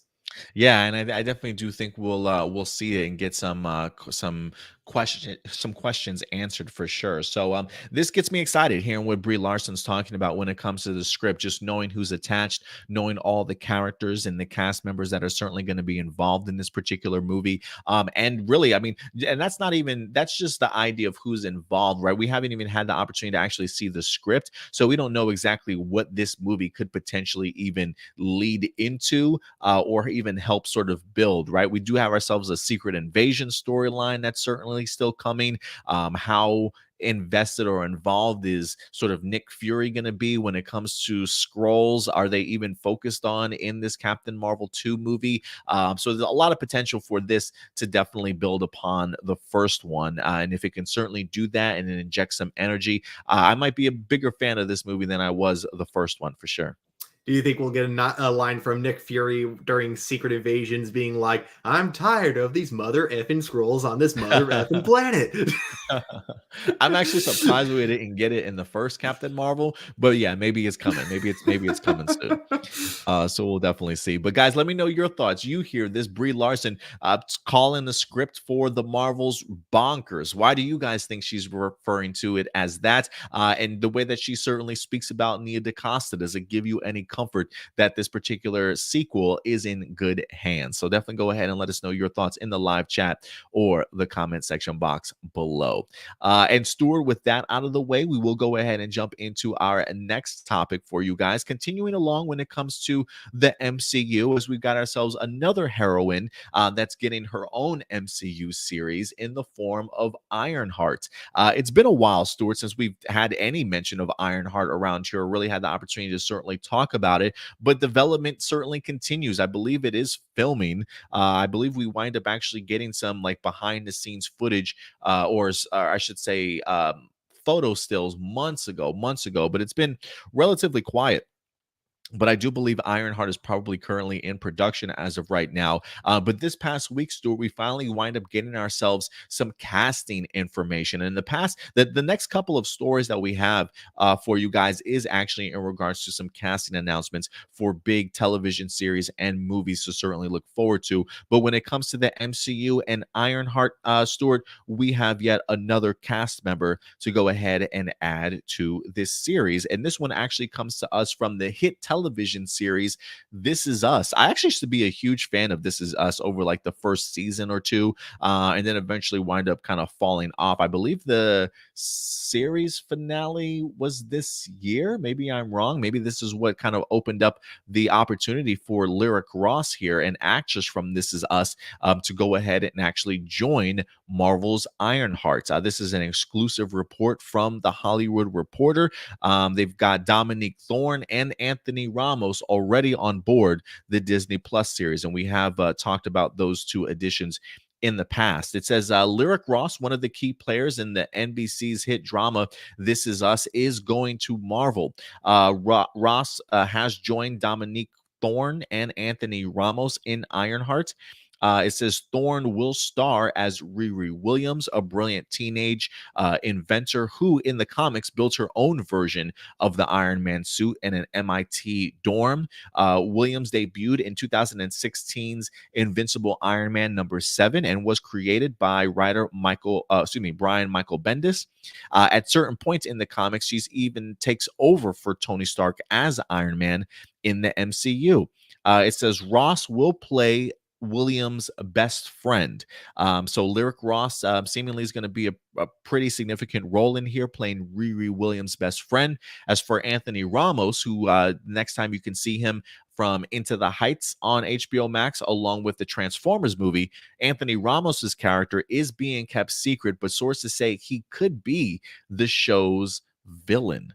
So Anthony Ramos could, in fact, be the show's villains. Chinaka Hodge, who served as a staff writer for TNT's Showpiercer series, is acting as the head writer for Ironheart, which goes before cameras in June. So there you go. So Ironheart has not filmed yet, but it is going to be filming in June. So the cameras will be rolling there over in Atlanta. So Stuart, question for you. Not sure if you've had the opportunity to check out This Is Us, but anything to say in regards at least to Lyric Ross joining Ironheart?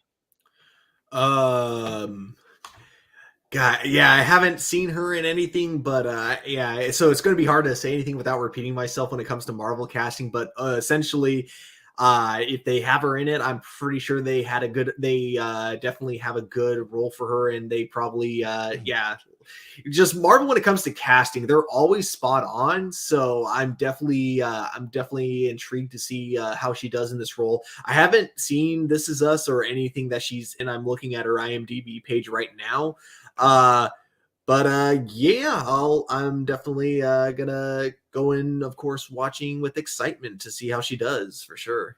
Yeah, I can't remember who she plays on This Is Us. There's a part of me that thinks that maybe she was like the daughter of the one of the two family main characters that they had. Something tells me that she is one of the kids, but I could be wrong. It's been such a long time since I had the opportunity to watch This Is Us, but Lyric Ross does look rather familiar for me from the series itself. But I'll just be interested to see what she does in here. Like for me, just my anticipation level is there for Ironheart. I think simply because of the fact that while I don't know Riri Williams so much as a character, right? I mean, she is still relatively new to the MCU, only have officially been around for about 6 years or so since her debut back in 2016. So while I personally don't know too much, this will definitely be sort of my first involvement with the character, understanding a little bit more about her own supporting characters, how they kind of fit into her life. Like I don't even know what an Ironheart sort of rogues gallery looks like. Like what villains could Anthony Ramos even be playing when it comes to an Ironheart villain? I think for me, my anticipation level comes from one, I want to see just what Tony Stark's legacy and how much of a role it'll play into this. Number two, will Don Cheadle have a significant role in here for maybe after his, Armor Wars series? I'm kind of curious, does Armor Wars even come before the Ironheart stuff? How's that all going to play? But I am kind of hoping that Don Cheadle pops up in this. I can't remember if they already made an announcement that he was going to pop up in it or not. But thirdly, Stuart, I want to see what the suit looks like. Like, I really want to see a brand new Iron Man suit on screen in some capacity. I mean, don't get me wrong. I've seen the suit when it comes to comic book style, but to see it adapted into live action or just CGI special effects, I really want to just see how cool this suit certainly looks, and if there's going to be any sort of um, practical elements to it, very similar to how it was maybe for Robert Downey Jr. in his first early stages as Iron Man. I mean, granted, technology has definitely changed over time since then, and now you just wear a jumpsuit and some dots, and they just throw on a suit on you. But I do want to see some sort of physical elements when it comes to the suit itself. So I think that's my biggest level of anticipation. You give me an official teaser photo of the Ironheart suit, and my enthusiasm level will simply skyrocket for this series, despite having no idea about who any of these characters definitely are. So that's where my level of anticipation really is right now. I want them to do something that I haven't seen since the first Iron Man movie. I want them to make me believe that this suit could actually exist in real life. And Mm, I say that because in the first Iron Man movie, I'm fully aware building the suit the way Tony Stark did in the cave would never work in real life. All right. And I'm totally aware that when he gets back to his lab and he does it there, like that would never work. But the thing is, you can't help but believe it when you're watching it on screen. The way they show it, like, from scratch, and the way they show him doing it with like just the resources he has available to make like a very cheap looking or a very cheap suit that's, just barely functional to, okay, we've seen what he can do with scraps. Now we see what he does when he has his own tech. I hope we get something like that with Ironheart. Like, I hope we get kind of a prototype that we kind of watch her build like step by step, like, or not like step mhm. by step, like with instructions, but you know what I mean? Like, we get a good montage where we're like, oh, okay, cool. Like, I could see that working, kind of a thing. And then I hope when they give us like kind of the more finished suit, like at the end, because that tends to be how Marvel movies work. There's always like a prototype suit and then like a finished product by the end of the movie. So I hope like they kind of progress the suit the same way they've done in the Iron Man movies to make us really believe this suit could actually exist in real life. Because, nothing against the suits that we get afterwards. They're all really cool. But the moment you introduce nanotech, that's when I'm like, Mm. and my suspension of disbelief just kind of goes out the door. Yeah, I'll be curious to see what she puts together in her MIT dorm. I am still kind of under the impression, I don't know if this is really going to take place in MIT or if they're going to change the location from MIT to whatever the Wakandan School of Science, the Wakanda School of Science that they built in Oakland at the end of Black Panther. Ooh. I'm kind of curious if she's going to be like a graduate from that school that they wind up sort of establishing. So I will be interested to kind of see how that goes along.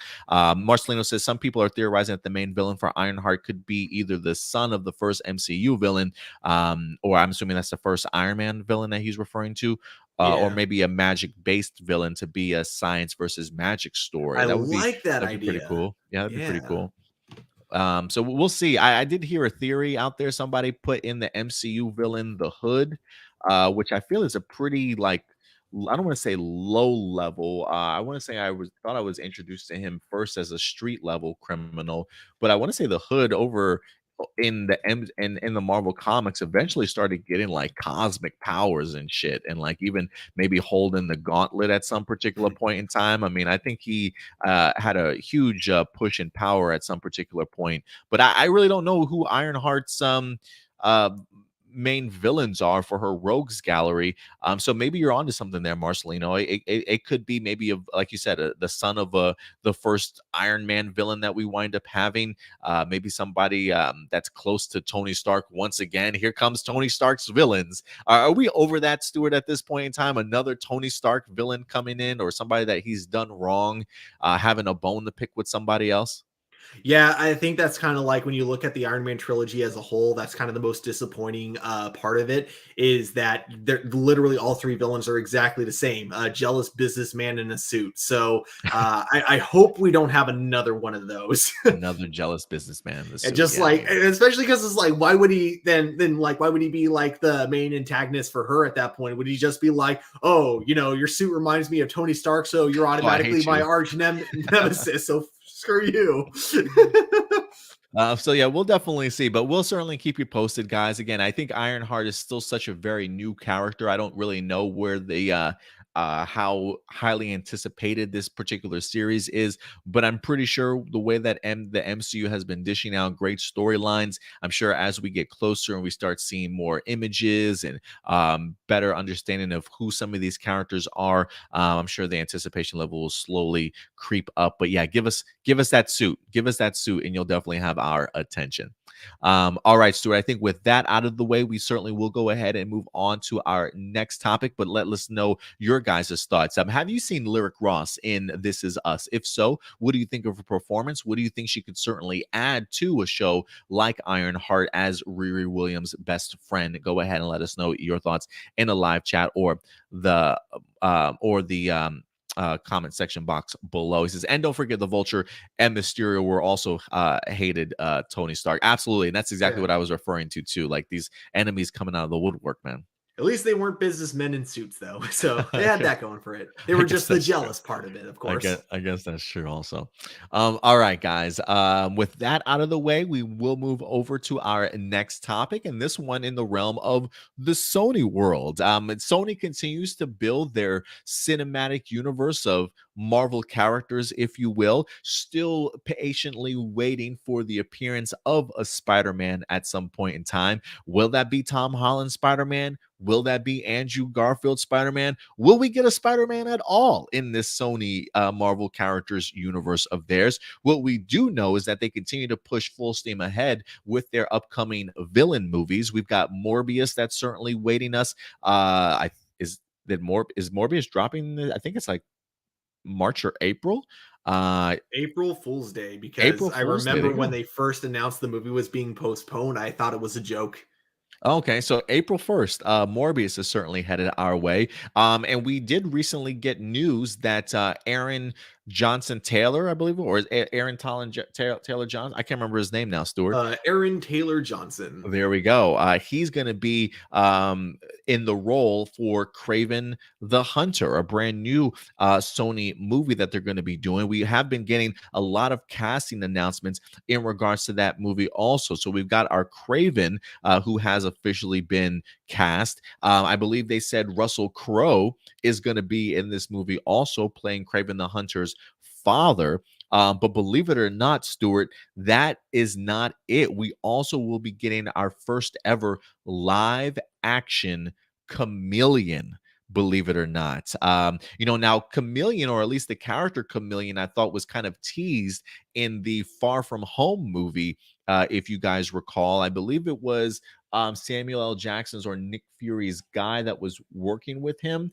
I believe his name I believe just credit wise, wind up actually turning into whoever the Chameleon's alias certainly is. I think that's his brother, if I'm not mistaken. I believe the Chameleon is Kraven the Hunter's brother. So the MCU has kind of already teased a Chameleon sort of character, but it seems as though when it comes to Sony's Kraven the Hunter, they're giving us the real thing here. This story actually comes to us from Deadline.com saying for Kraven the Hunter, the White Lotus breakout star Fred Heckinger is set to go ahead and play the Chameleon in Sony's Marvel picture. It says this is an exclusive. Fred Heckinger has joined Sony Pictures' Kraven the Hunter, starring Aaron Taylor Johnson in the title role. Although it's unconfirmed, sources say that Heckinger would play Chameleon, the brother of Kraven in the movie. JC Chandor is directing the pick with AV Arad and and Matt Tolmick producing.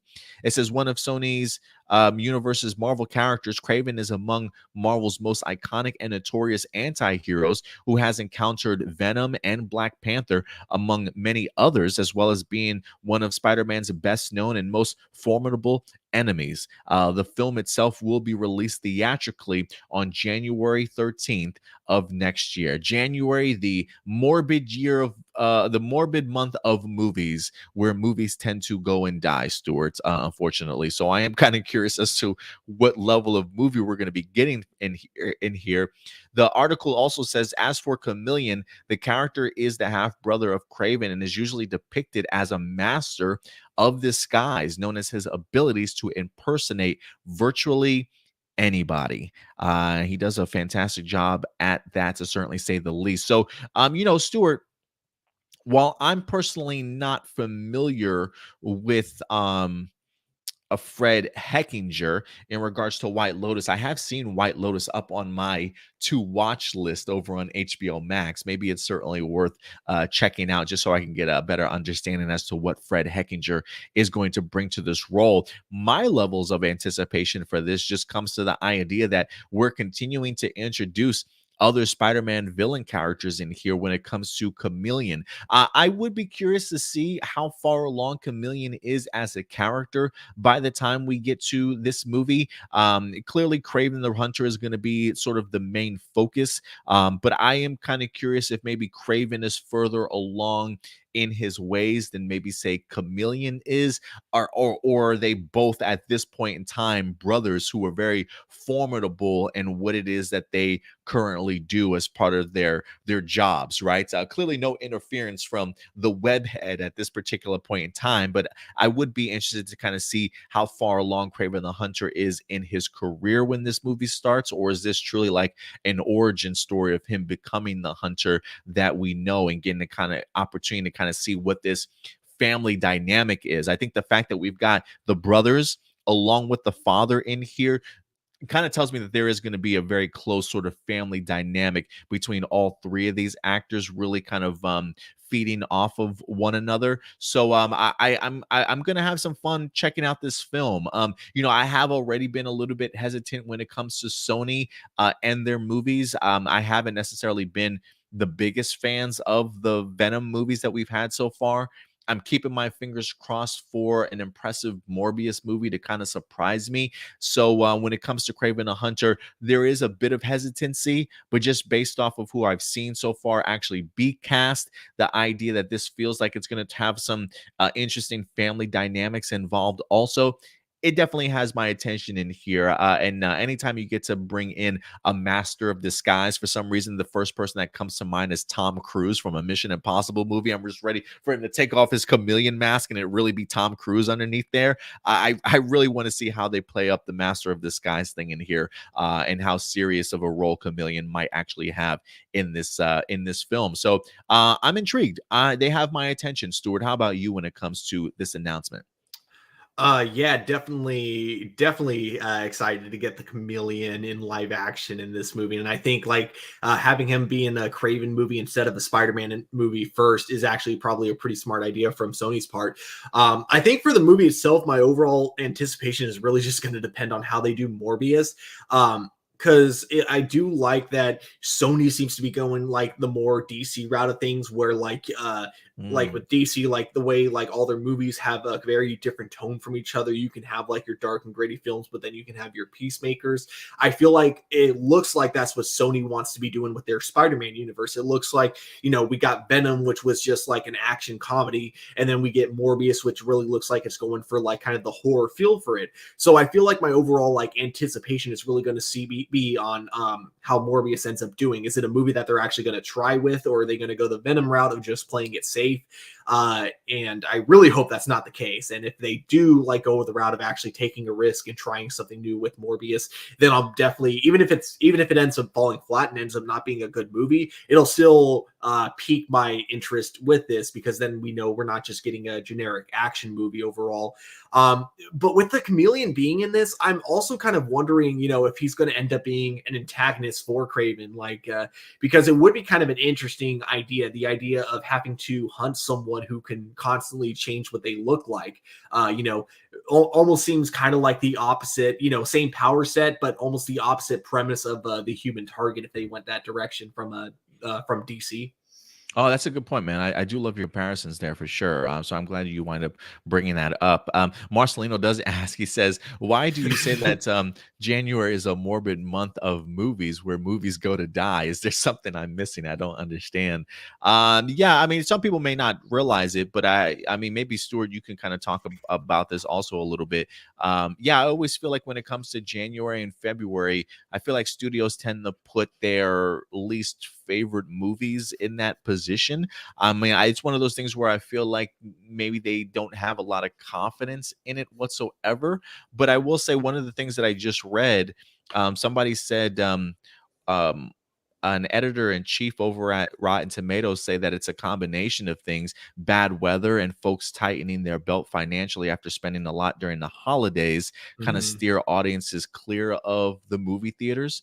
And also, I think because of the fact that it takes place sort of in between two like big Oscar awards, like the Golden Globes, which happens in January, and usually the Oscars, which is usually late February or March, one of those things. But yeah, I feel like movies or production studios do tend to go ahead and drop some of their worst movies off in January. I also wonder if it's because of the fact that they want to kind of hide maybe some of their movies after we just have with December being such a big bombastic release for really big movies, knowing that they're going to be those movies are probably going to overtake the entirety of the month of January too. I feel like those movies tend to overshadow what does get released in January or February. And I feel like that's where those companies or those studios go and just drop those for things that they are just like, oh, let's just get off our plate. You know what I'm saying? Like, we don't, not that they don't care, but the end result isn't something that they think financially they're going to get money from it. I could be wrong in regards to some of the things that I've been reading, but what do you think, Stuart, in regards to why January or February is looked down upon when it comes to movie releases? Yeah, I think like you nailed it. It's a combination of things. It's not just one thing. It's like, yeah, the bad weather. We just spent a lot of money on the holidays. Do we really want to spend another $16 to see a movie for 3 hours? And it also, like, New Year's resolutions could play a part because people try to get healthier that first month. They try to really commit, but then of course, sorry, excuse me. But then of course February is where they're like, screw it, I give up. I'm going back to going to the movies and not really caring about saving up and that kind of stuff. But yeah, and so because of that, I think all those things just really lead to studios. And this isn't to say that the movies that get released in January are always bad, but they're almost always the ones that studios tend to have the least amount of confidence in, the ones that the studios don't expect like a big buck from. Those are the ones that they put in January most of the time. Yeah, and even over in Collider, they had an article published January 20th on Collider, how January became a dump month for cinema. Yeah. But why that's changing, though? They do say that it is in fact It, changing, it though. is because of it feels like that's really changing a lot since COVID. And I say this like, being someone who works at a movie theater, like there's definitely been a little bit more of an attendance this January, and then same with last January when compared to previous ones.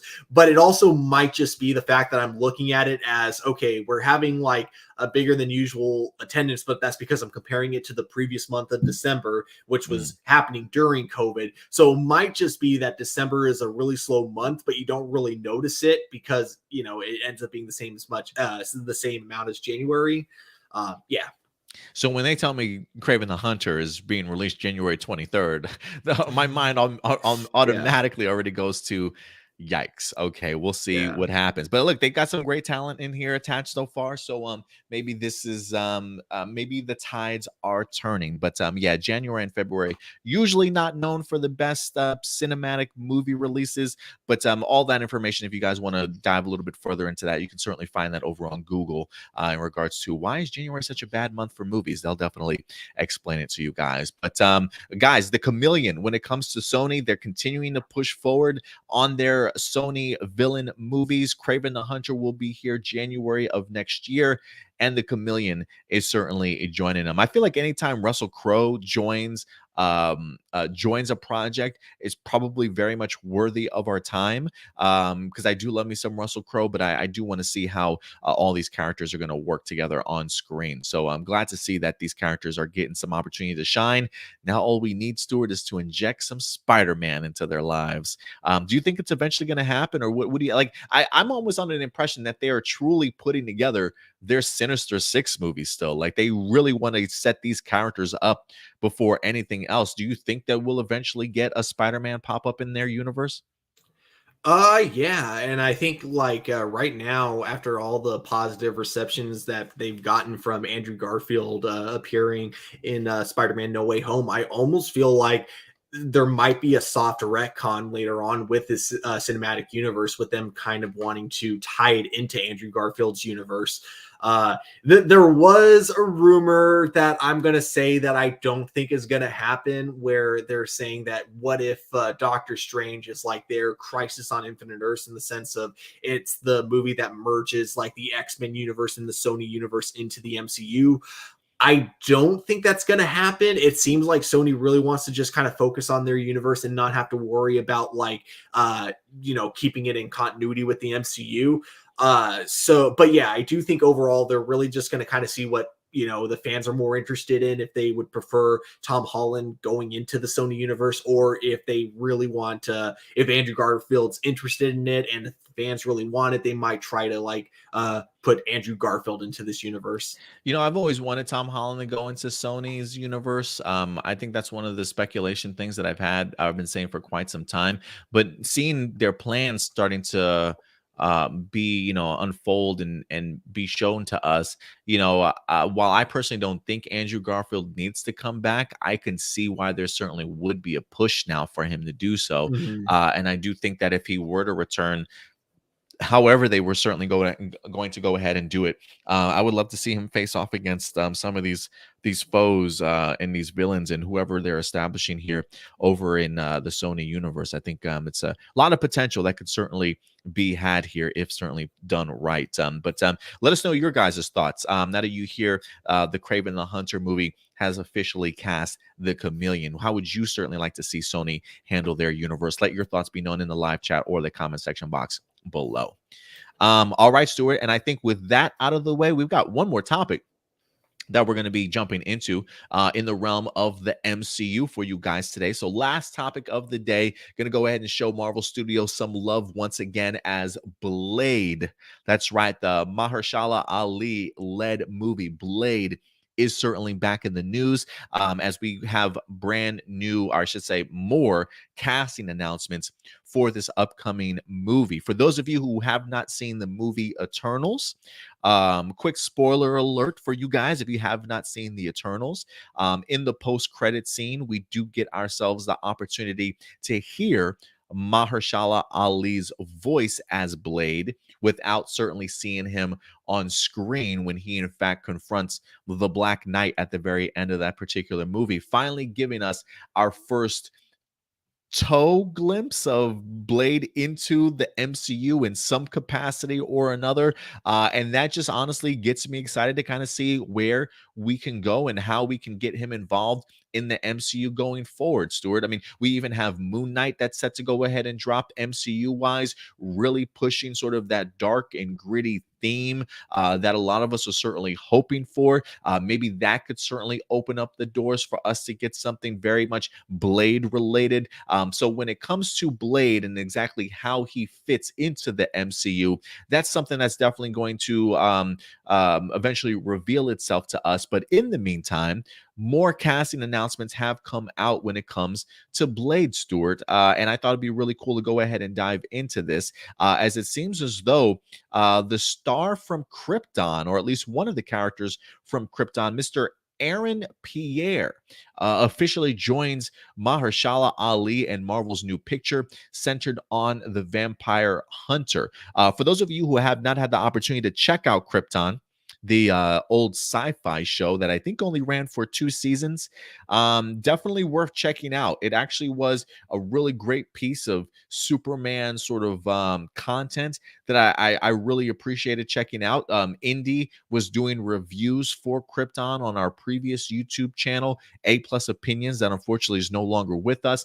But we actually really appreciated the level of storytelling and the character building that a show like Krypton certainly did. And so to be able to see one of those actors now kind of getting more of a shine in his career, always fantastic to definitely see. I believe another actress from Krypton that's getting some shine or got some shine last year was it Wallace Day. from Krypton. She was just recently in season 2 of Batwoman. So it's really great to see some of these Krypton stars getting second chances and getting other opportunities in Hollywood. So when it comes to Aaron Pierre from Krypton, he has now officially joined Blade. This is an exclusive from Deadline.com. Krypton alum Aaron Pierre is set to co-star opposite Mahershala Ali in Marvel's new Blade pick. It says it is unknown who Pierre will play in the film. Marvel unfortunately had no comment. It says Delroy Lindo is also on board to join the Bassam Tariq, who's also set to go ahead and direct. And they have Stacey Osei Kufor penning the script for the MCU film. It says plans for a new incarnation of the Blade character, played by Wesley Snipes in a string of movies starting back in 1998, were revealed during Marvel's senses-shattering presentation at Comic-Con back in 2019. Oh, how I've missed Comic-Con, to be honest with you. It does say here, while it is unknown who Aaron Pierre will be playing, the role itself was one of the more highly coveted parts in Hollywood since Tariq was tapped as director last fall. Executive of the project always had their eye on Delroy Lindo for his secret role, but insiders add that Feige, Tariq, and others took their time finding the right person for this part, meeting dozens of up-and-coming actors for the role, with Pierre becoming the favorite in recent weeks. It does say that Disney is already high on Aaron Pierre, as they've also tapped him to voice the role as Mufasa in the Lion King prequel, which I had no idea, honestly.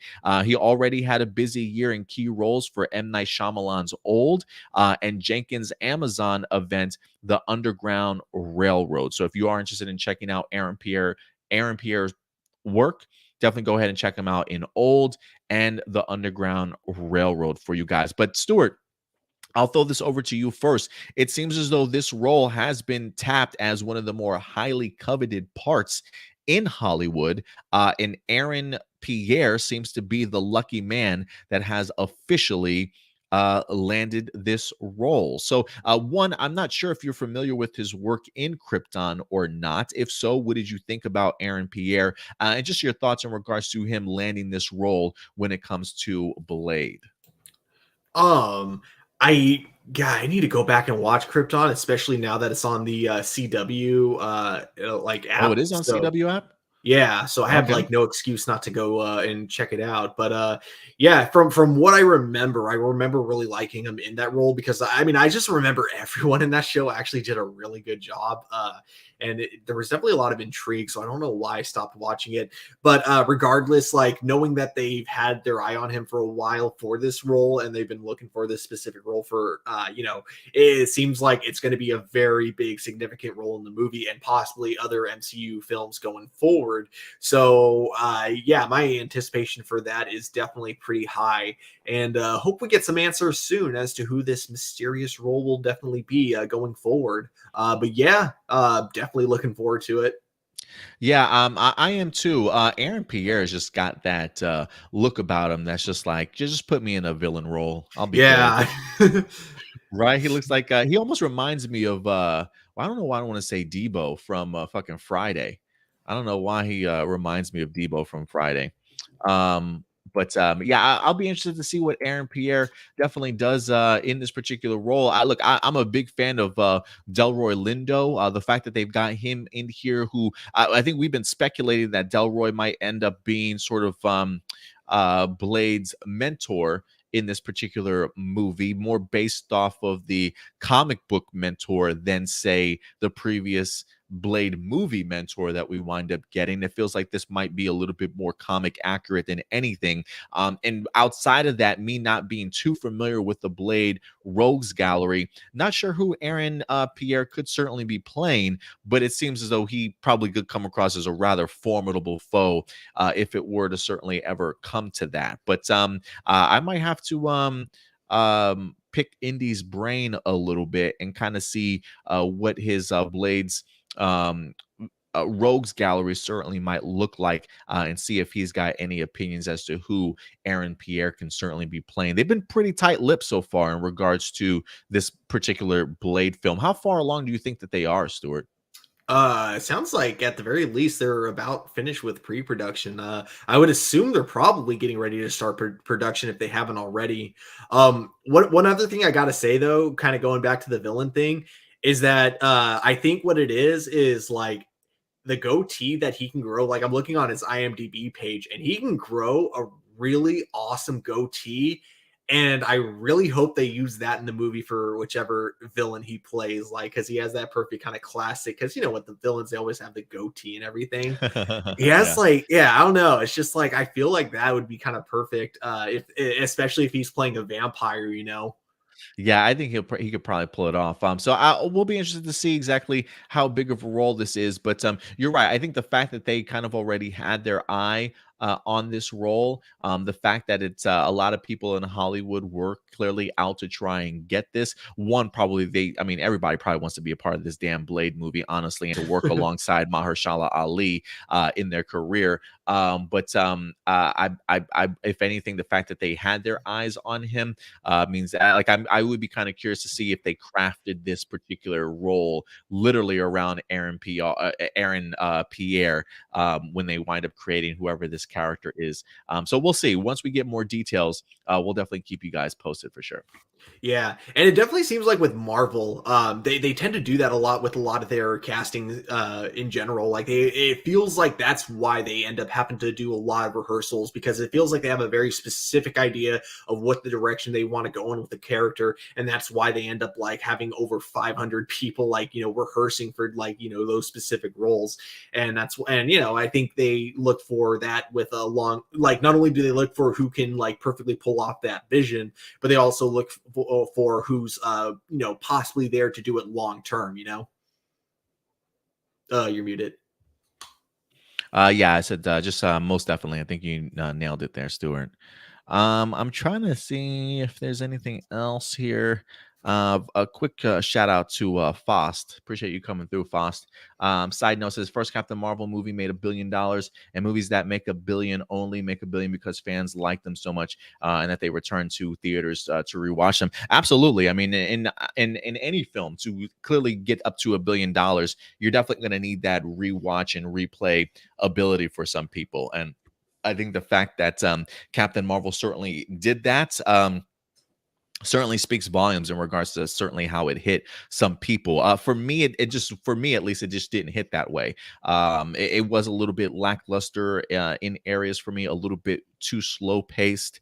So I definitely felt like the movie certainly had some improvements. That's why it's I didn't mind it. I thought it was a decent film, but it's definitely not high up on my rankings. But I'm sure there's plenty of people that certainly did. One of the reasons again why if you make $1 billion, some people clearly think you're doing something right. You know what I mean? Yeah, I think still, okay, so I don't know if I've brought this up on the channel before, but one of my favorite like behind the scenes stories though with Captain Marvel is like one of the young actresses that they had playing her like for the flashbacks.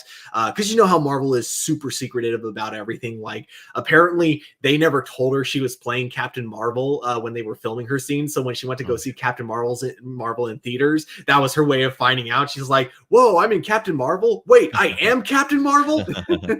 that's pretty cool. That's pretty cool. That worked out for her like that. But yeah, worldwide, it made $1.1 billion at the box office off of a $160 million budget. So, yeah, incredible performance at the box office. So, no surprise that we're getting ourselves a sequel. Definitely, a lot of people certainly enjoyed that movie for what it was. All right, Stuart. I think with that out of the way, I think that will wrap it up for all of our main topics today. But I think you know what time it is, sir. I think you know what time It's it is. time for live viewer questions, questions, questions. And we definitely have our fair share of questions here today. Again, for the future, guys, if you ever would like to submit a live viewer question, feel free to submit them over to aplusopinions@gmail.com. Again, that's aplusopinions@gmail.com. You can send them throughout the entirety of the week. If it's a movie you watch, television show you watch, a news article you read, theories, rumors, speculations that's currently out there that you guys want to go ahead and uh, ask us opinions on in regards to, pick our brains, if you will, feel free to submit them over at any time. All right, guys. We've got a couple of emails here already. Jessica Friedman, always coming through. Would you like to see Naomi meet Superman one day? And which former Superman would you like to see guest star on Superman and Lois? Thank you very much for the question, Jessica. I do think that we'll eventually have Superman meet Naomi at some point in time. On the Naomi series so far, her new mentor in D, who's also a Thanagarian warrior. He has met Superman on a couple of occasions. So I do think that maybe there will be some sort of meeting of the minds at some point in time. I don't know if we're going to get that this season. I feel very much like the showrunners have mentioned no big crossovers or anything like that for Naomi's first season. I think they definitely want to just establish her sort of as a character. And it's been a lot more character driven than it has been superhero driven when it comes to Naomi. So while I don't think she'll meet Superman this season, there is a Superman that at least exists in her world. I'm not under the impression, though, that it's Tyler's Superman. I feel like this is very much another world Superman. So I would be curious if maybe come season 2, we've got ourselves a different actor that's playing Superman in this role, or maybe they don't even show you his face, but Naomi just walking up to a big S on somebody's chest and you just don't see their head, or wherever the case may be. I have no idea, but I would expect her to meet Superman at some point in time. What about you, Stuart? Yeah, I mean, wow, sorry. My brain's not working now. Sorry. Too much caffeine. Okay, took a deep breath. Okay, I do think there is going to be a crossover with her and Superman and Lois at some point, but it Okay. won't be like obviously the same Earth. They I think they've on. I haven't been keeping up with Naomi, but I believe they have fully established this is not in the Arrowverse because we got the fact, first of all, the fact that Superman isn't supposed to be real on her Earth, and the fact that we got Nate's grandfather on the show, but he's like clearly not the same version of Commander Steel that he was in Oh, Legends okay. of Tomorrow. Yeah, so but I do think it is still a possibility that they could cross over because like her thing in the comics is that she does cross different universes. And with them being side by side on the CW, literally like one show after the other, it would make way too much sense not to. It would Yeah. be really bizarre if they never crossed them over, especially with her being a Superman fan. Yeah, no, I totally agree with you there. As Oh, go ahead. No, sorry. no, go ahead. Go ahead. Oh, I was going to say, as for the second part of the question, which former Superman to guest star on Superman and Lois, I would love to see Henry Cavill's Superman make an appearance because I know the showrunners have expressed interest in doing that. But Really? Okay. if not him, the next one I would love to see is Tom Welling, but like not really as Superman. I would love to see him play like a character, like a different character in Superman and Lois. Yeah, that'd be actually pretty cool. I would be. I mean, I can't say it's never gonna happen. I mean, damn, I never thought I would see Ezra Miller on fucking The Flash either. Yeah. He came out of nowhere. So the idea of Henry Cavill popping up, I'm not gonna say it's out of the realm of possibility, man. We'll see. We'll see. Wouldn't that be crazy if that's like the last time we ever see Henry Cavill? Like Warner Brothers doesn't want to give this man his own movie, but they greenlight his appearance on the television show, and that's like the last time we ever see Henry Cavill as Superman. That'd be so fucked up. Yeah. Um, let's see here. Marcelino Vasquez has some questions this week. Comic book themed, not comic book movies or TV shows, but traditional comics. Stuart. Cool, cool, Um, cool. I one time asked you guys, what does force diversity look like when you do call out something for being too woke in SJW? And you had a hard time thinking of suggestions, but I thought of an example that could I would like for to see you discuss. Comic Drake normally defends a lot of stuff that gets called out as woke, but when it comes to the cast of the canceled comic series, the new warriors, the new warriors were revealed, he did not like them. He found them, I quote, cringy and a mockery of proper diversity.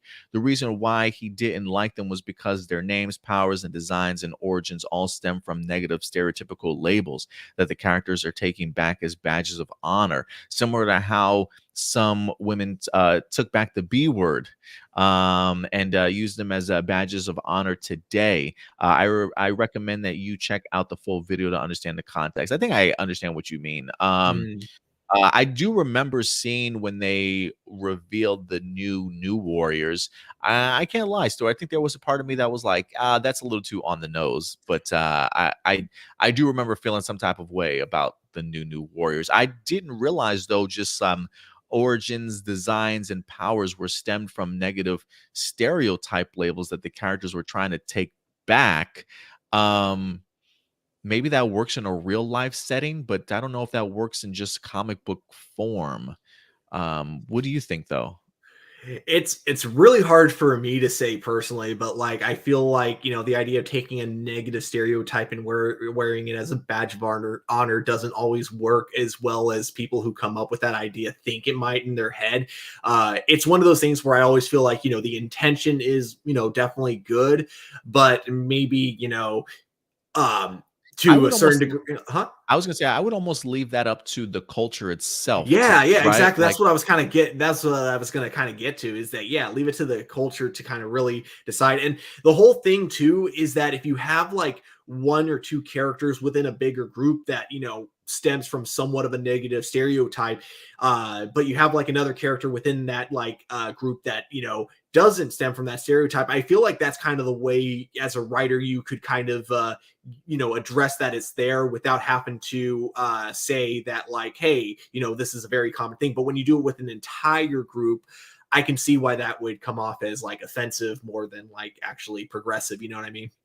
yeah, no, I totally get you there. But I think that's a great example, Marcelina, that you bring up when it comes to the new Warriors. I think there's a reason why that series immediately got I don't even I'm trying to remember, did they even actually come out with with the issues themselves, or was it like here's concept art and this is what we're working towards, and it got so much backlash that they just canceled it completely and it just never saw the publishing light of day. I can't quite remember off the top of my head, but maybe you and Marcelina will let us know about that. Oh um yeah, just from looking, I can kind of see why. Yeah, Yeah, yeah, they were sorry, pretty I had to. bold. Like, there was a very bold concepts and designs for these new warriors, and I just remember reading it and feeling like this really came out of just nowhere. Like, I don't know if anybody was asking for this team or what, but somebody just decided to go ahead and put it together, and it just felt way too on the nose. But Mhm. like I just learned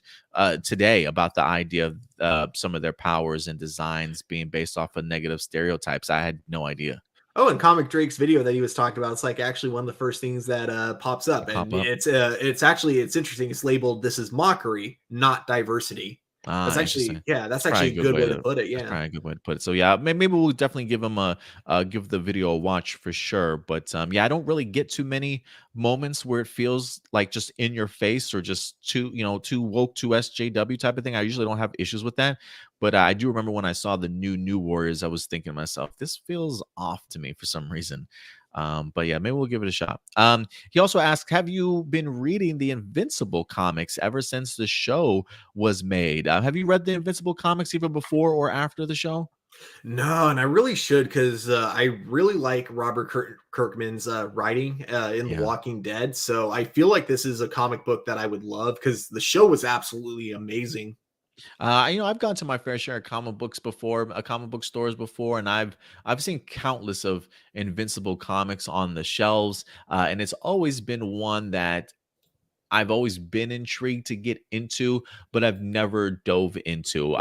Once I open up the comic book itself, I don't think I was personally the biggest fan of maybe the artwork, and I am one of those people that I think when it comes to comic books, the first thing that's got to appeal to me is the artistry. I am very picky about my comics based off of how the artwork hits me, and then the storytelling usually follows that for me. That's just for me when it comes to comic books. Unless there's like some some actual writers that I'm big fans of, and I'll follow their work certainly no matter what.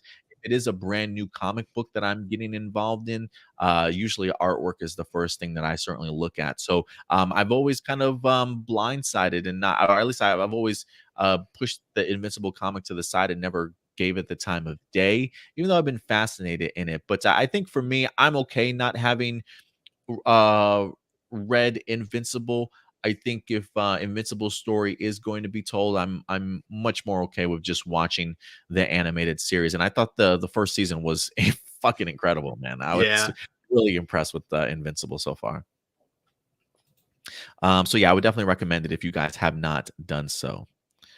Um, I personally don't like the idea of the Arrowverse showcasing important storylines, like meeting Ryan Wilder, discovering the multiverse still exists, or meeting Stargirl in the form of comics. I think all of that should be done on the TV shows and hold on, let me just hold on a second. Hold on.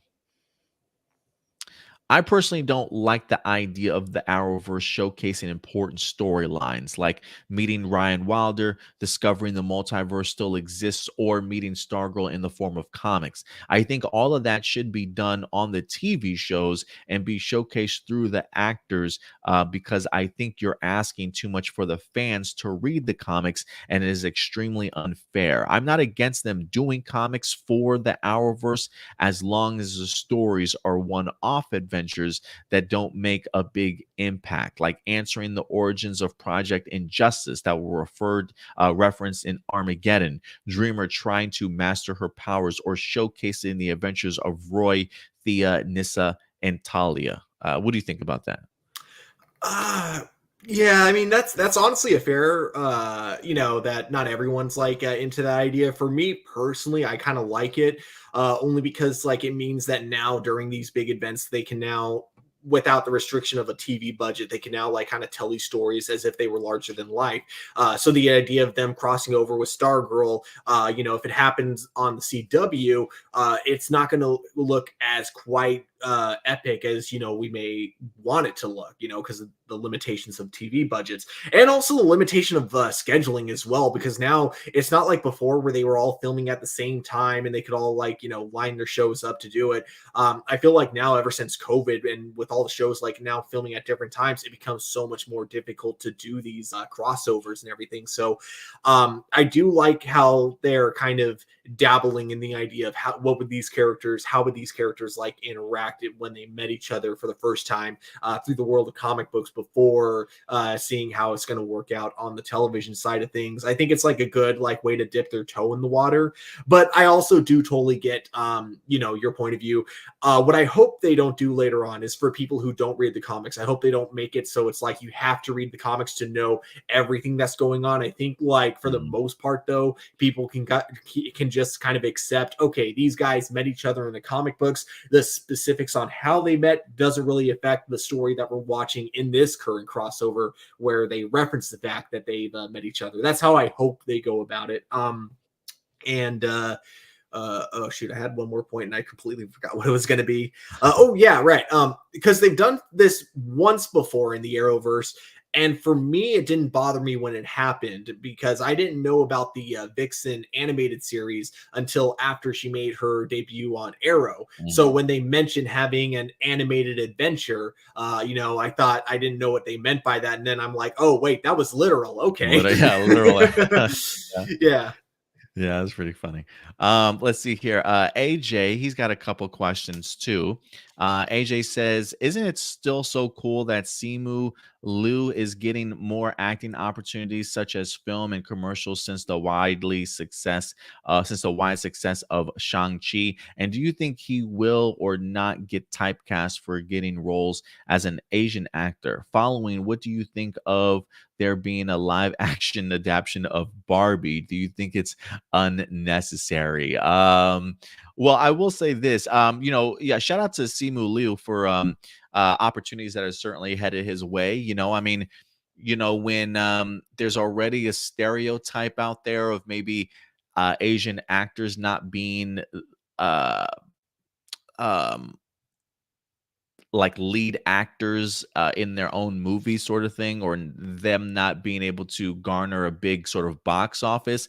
I think the idea of seeing Simu Liu sort of shatter that misconception with something like Shang-Chi, I definitely think is always going to open up the doors and other opportunities now. It's one of those things where, studios like to see, like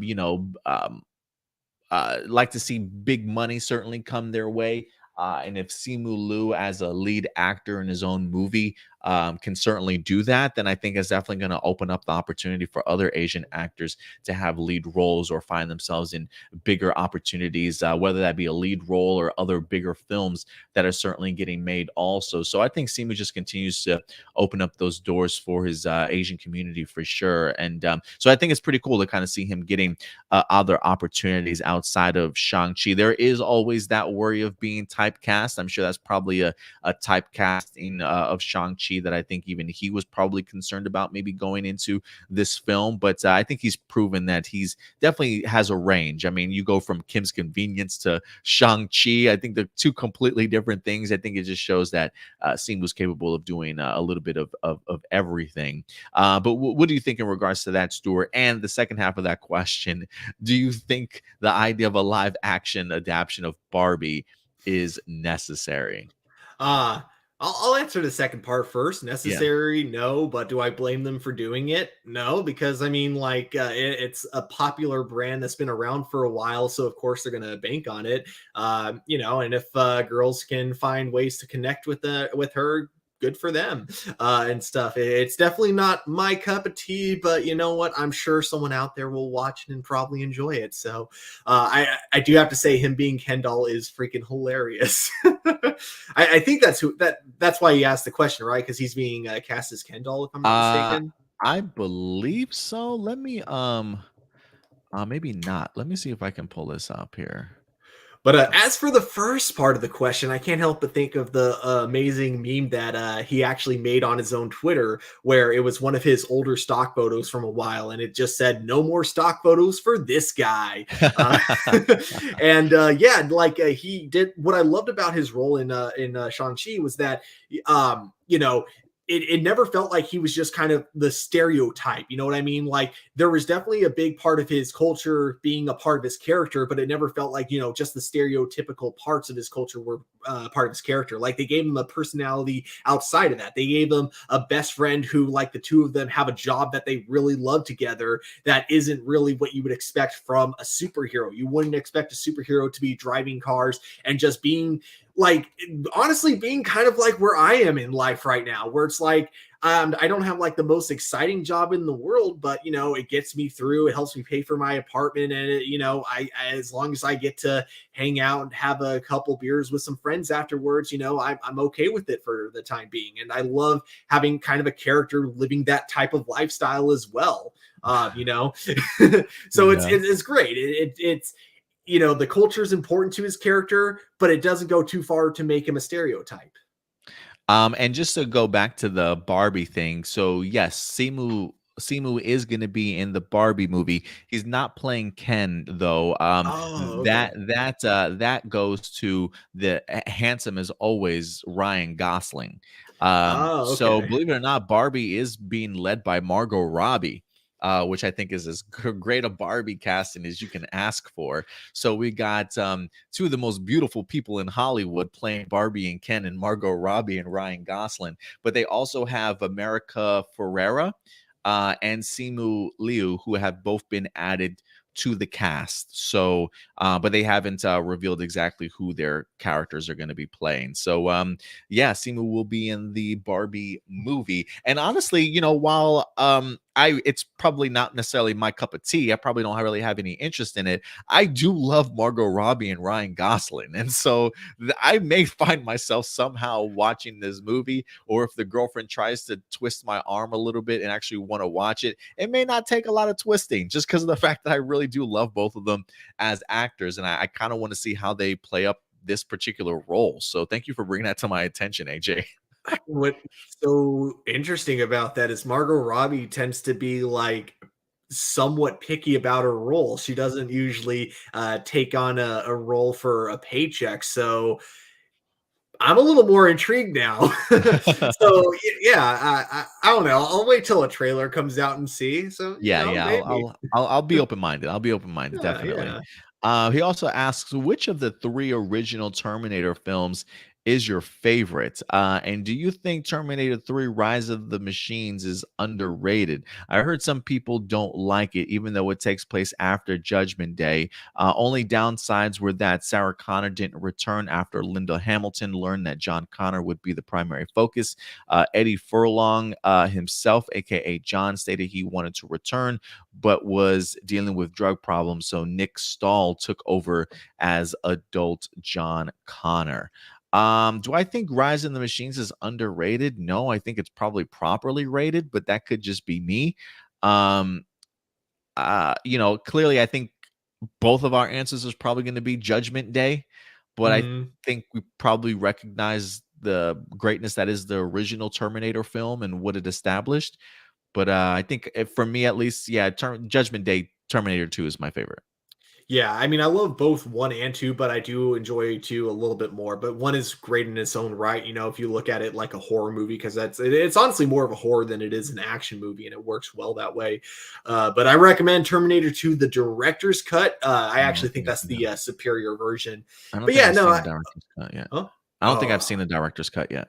Oh, highly recommend it. It's freaking awesome. And as for what was it? Oh yeah, for Terminator 3, yeah, I think you're spot on. It's perfectly rated right where it's at. Some people, like it as a generic action movie. Other people don't really like it at all. Me, I'm just kind of in that middle line of, it's not a terrible movie. It's watchable, but it's just a generic action movie. You get exactly what you expect. Yeah, I definitely would agree with you there. We do have one other comment from AJ. I'm just debating if I want to read all this because it's hella long. But fuck it, we got a little bit of time, so why not? The last comment from AJ, his thoughts on the Flash season 8 Armageddon part 5 crossover or 5-part crossover. So his thoughts on the crossover as a whole. I'm just gonna fly through this, so I apologize. Try and keep up. So I just finished watching the entire mini crossover Wednesday night, and I was extremely surprised. I had such a blast. I love that each of the Flash characters got equal screen time. I love that part 1 was pretty much a regular episode of The Flash, considering it was a season premiere, which took its time beautifully. The real fun begins in part 2. The character of Despero was pretty solid, sometimes overused, changing to Thanos for no reason, but in his human form and alien form, both his human form and alien form. The CGI for Despero was on point, kept thinking of Thanos. It did take a while for me to really understand what his motives were and if he was really a villain or an anti hero. The entire crossover, though, felt like the time was indeed ticking. So cool seeing past characters from the Arrowverse, and he goes on to name Black Lightning, Alex, Ray Palmer, Ryan Wilder, Roy, or to say Ryan Choi, Damian Dark, and Mia Queen. Reverse Flash returning and being the mastermind was a huge surprise for me, and I really enjoyed his reason for creating a reverse Flashpoint. Amazing that Tom, once again, as Reverse Flash, finally got a huge spotlight. Last paragraph, he says, my biggest satisfaction was that Barry had the most screen time for 3 episodes straight, which me and a lot of viewers really wanted Barry to go back to being the true focus since season 3. And of course, Iris West finally got to be a real journalist, actually doing stuff rather than being around the Team Flash as leader since season 4. My only nitpick was that they tend to overuse the word Team Flash since season 5. Kudos to Eric Wallace, the current showrunner, and writers for finally creating a well compelling story and doing tons of research for each of the past returning characters. Plus, Cisco was not in it, which was my biggest gripe of season 7 when Eric refused to let Cisco go after becoming the showrunner. I did not expect the ending where we might get a familiar face returning for season 8 because of 2 individuals. Overall, I had a huge blast with this 5-part miniseries crossover, and definitely one of my favorites in a superhero show right after Crisis on Infinite Earths. I give this an A. What about you, Stuart? How did you like it overall? How would you grade it? Yeah, I mean, I absolutely love the Armageddon crossover overall. It to me really it got me feeling a way about the Flash that I haven't felt since like season 2 and 3 of the Flash. You know, I haven't felt this way about the Flash in a long time. I thought you know, for one, I love the pacing of it. I love that, you know, for the first three parts, for the most part, they were really taking their time telling the story. I think like the fourth part is where the story got a little bit rough, but even then, I wouldn't say it got bad. I just think like that was where it started to feel like, okay, yeah, this is definitely an Eric Wallace Flash, you know, as opposed to like Todd Helbing and I always forget the name of the first guy that that was the showrunner for the Flash, but you know, but looking past, you know, that I still think that overall it was great, and I love the character chemistry that we got, you know, and I loved when they brought in like both Ray Palmer and Black Lightning for their own like different things, and yeah, when they were there, they never felt like they were there like forced into the story. They felt very organic with the story overall. So yeah, I agree with you. I really enjoyed Armageddon. Yeah, I still haven't completed it. Oh, okay. I'm Yeah, like it's 2 I'm like 2 episodes. I think it's part 4 and 5. Like I think the future stuff when Barry goes into the future, we see like the Ryan Wilder and things like that. That's when I just fell off, like the reveal of Reverse Flash and Iris getting ready to get married or something like that. And I eventually just didn't catch up. So you should I gotta finish it off. we should totally do a watch along drinking party where we take a shot every time one of the characters in part 4 says the word love. Oh goodness, really? Oh god. Okay. It's Okay. I'm gonna they get hella overuse drunk. it. I'm gonna get Oh my hella drunk god. here. Yeah. Um, but we'll see. But other than that, guys, I think that's all the live viewer questions that we have for today's show. So thank you very much for everybody that definitely participated. We always appreciate your thoughts and questions and having just great conversations with you guys. So thank you very much once again. I'm trying to see if there's anything. Marcelino does say, I do wish that we got more Mia Smoke and Barry Allen interaction. Would be great seeing how Barry interacts with Oliver's Oh daughter. yeah, that was another nitpick I had. She was really just thrown in there too. Yeah, part 4 and 5 is where the cameos were felt like they were just there because the actors were available and no other reason. At least with part 4 though, it was like in the future, so like when they were forced in there, you didn't think too much of it. But like with Mia, it was really weird. Like if they're not setting something up with her going forward in the Arrowverse, then yeah, her appearance was kind of the most like weird out of place thing within Armageddon. Yeah, I'm gonna have to. I definitely need to finish this damn crossover, man. I got to do that. And you know what? I still haven't watched yet, Stuart. The damn Supergirl season finale, the Oh my series finale. god, you're the one reviewing Supergirl and you haven't finished the finale. That's I mean that's funny to me. It's so hard for me too, man. It's so Hey, hard for me too. yeah. I gotta get my tissues ready, man. I don't want to say goodbye to Melissa Benoist, man. I just want to be like, it never happened. The season finale, just Supergirl, just never happened. She's around here somewhere. Yeah, it's you know, the first half of the finale I'll say is really rough to get through, but I did really enjoy the second half. But this is also just cuz I haven't really enjoyed seasons 5 and 6 of Supergirl that much. Yeah, especially with season 6, it just felt very unfocused if that makes sense. But Mm. you know, I do think that overall the way they wrapped it up, if you watch like the second half of the finale without the context of season 5, I think it's actually a pretty solid finale. I would agree with you there. We'll see how it goes, though. I give me the strength, Stuart, to sit down and watch this finale, bro.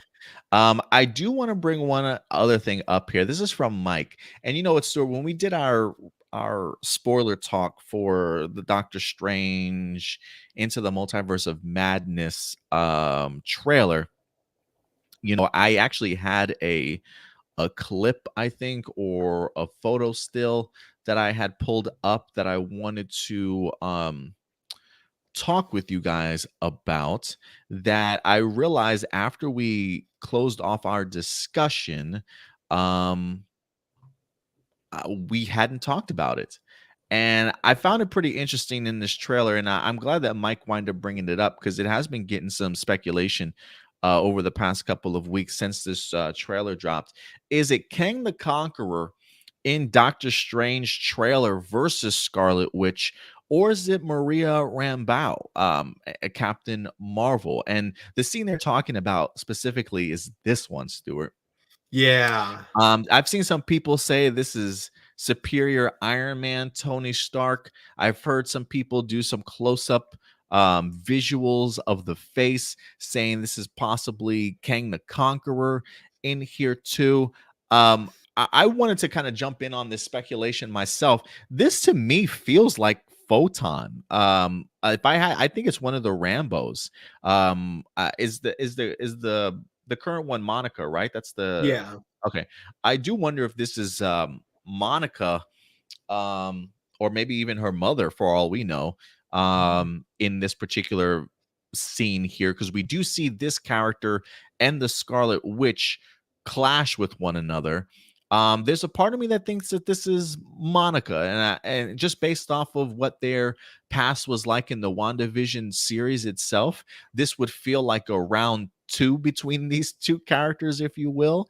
I don't know who this is, but I am leaning towards this being Monica Rambeau, Captain Marvel, or like the her Photon counterpart, if you will. What about you though? Who do you think this is? Photon would make the most sense because she's the one that's had interactions with Scarlet Witch to begin with. Uh yeah. And it would make sense that because I think Scarlet Witch is going to be a bit more of an antagonist than the trailers are letting on. So I do feel like she would be kind of the one who would want to try to talk sense into her. But probably doesn't work out, obviously, as we may see in the movie. Who knows? Yeah, Monica's my bet. If I have to bet money on it, it's on Monica. Yeah, I would say that's Monica's Photon or Captain Marvel. It is one of those things where, I mean, just based off of, I will say this, her hairstyle is vastly different than what it was certainly in WandaVision. Tiana Parris's character had a lot more hair than what we were seeing in this little image here, if you ask me. So I am curious if this is her or her mom. But I do think it's one of those characters portraying Photon or her Captain Marvel alias in this, though, is if I had to lean one way. It could be that like they haven't finished animating it because it's like early rendering for the CG. Could be too. Yeah, absolutely could be too. So no, I definitely don't think that that's Kang or even an Iron Man or anything like that. But we'll see. We'll see. I'm sure they got plenty of Mhm. surprises still waiting for us when Oh it yeah. comes to Doctor Strange too, for sure. Just the tip of the iceberg, guys. I love that Patrick Stewart is pulling Andrew Garfield when it comes to the interviews, and I'll say this too, like with one thing that he says in particular, like how he says, like, "Oh yeah, I'm not interested in playing Xavier because Logan was perfect closure for it, so I don't see the need to bring that in." So it makes me think like if he's lying about that, which I'm pretty sure he is, I'm pretty sure he is playing Xavier in this. He's probably hinting that there's a good reason he's coming back, and I'm really excited. I've been hearing also rumors and speculation that Wolverine could possibly even be in this movie too. Joe Deckelmeyer from the Illuminati, I think, posted. Let me see if I can locate it anywhere.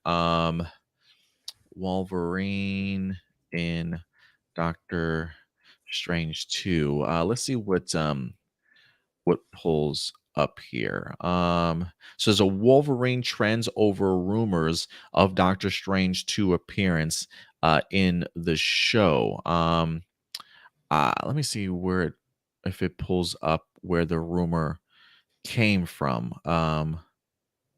Because I want to say I did see Joe from the Illuminati mention the idea of there being um a Wolverine in this, and I think it's kind of gaining some traction against with some people.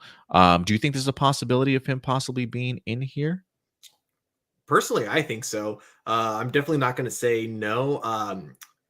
I don't think Hugh Jackman will be Wolverine if we do get a Wolverine in it. I think it'll just be a new actor. But yeah, I'd say that it is a huge possibility. Yeah, here we go. Let me pull this up here for you guys. This is a little bit on the side of what we've been talking about today. But this This was from Joseph Deckelmeyer from the Illuminati, who, mind you, the Illuminati has actually been doing relatively good in regards to some of the calling their shots, if you will, to the point of like even Deadline and Variety now like acknowledging them sometimes when they actually break news. So this is what Joseph says. He says, we will see Wolverine in Doctor Strange in the Multiverse of Madness, but it definitely won't Oh, be okay. Hugh Jackman. I'm curious what this means. I feel like this could very much be the beginning of the introduction to mutants into the MCU. Um, for me, I think one of the reasons why this doesn't feel off the table, one, because of the fact that we do have Charles Xavier in this movie, or at least it certainly seems like it. I mean, Patrick Stewart may be a nominee for Best Liar of 2022. Like you mentioned, the idea of him and Andrew Garfield clearly teaming up and being buddy buddy, and this is being like the new denial method from everybody, certainly going forward. But even if Patrick Stewart says he doesn't want to be in this movie, that's a hard voice to, what I'm saying? Like, it's such a recognizable voice. So I'm fully expecting him to be in this movie. But if Charles Xavier's in this movie, I don't think it's out of the realm of possibility that Wolverine is too far behind, just based off of the, I was going to say, buddy cop partnership between those two from Logan. But they always seem very much attached at the waist. And also considering the fact that when you think of Wolverine, this is one of the few characters that have had what seems to be multiple timelines in his own life, right? I think, what was the comic book series that we just recently got? The House of M, not House of M. I'm sorry. It was the God damn it. Why am I the new comic book series that they've been having with the Marvel mutants.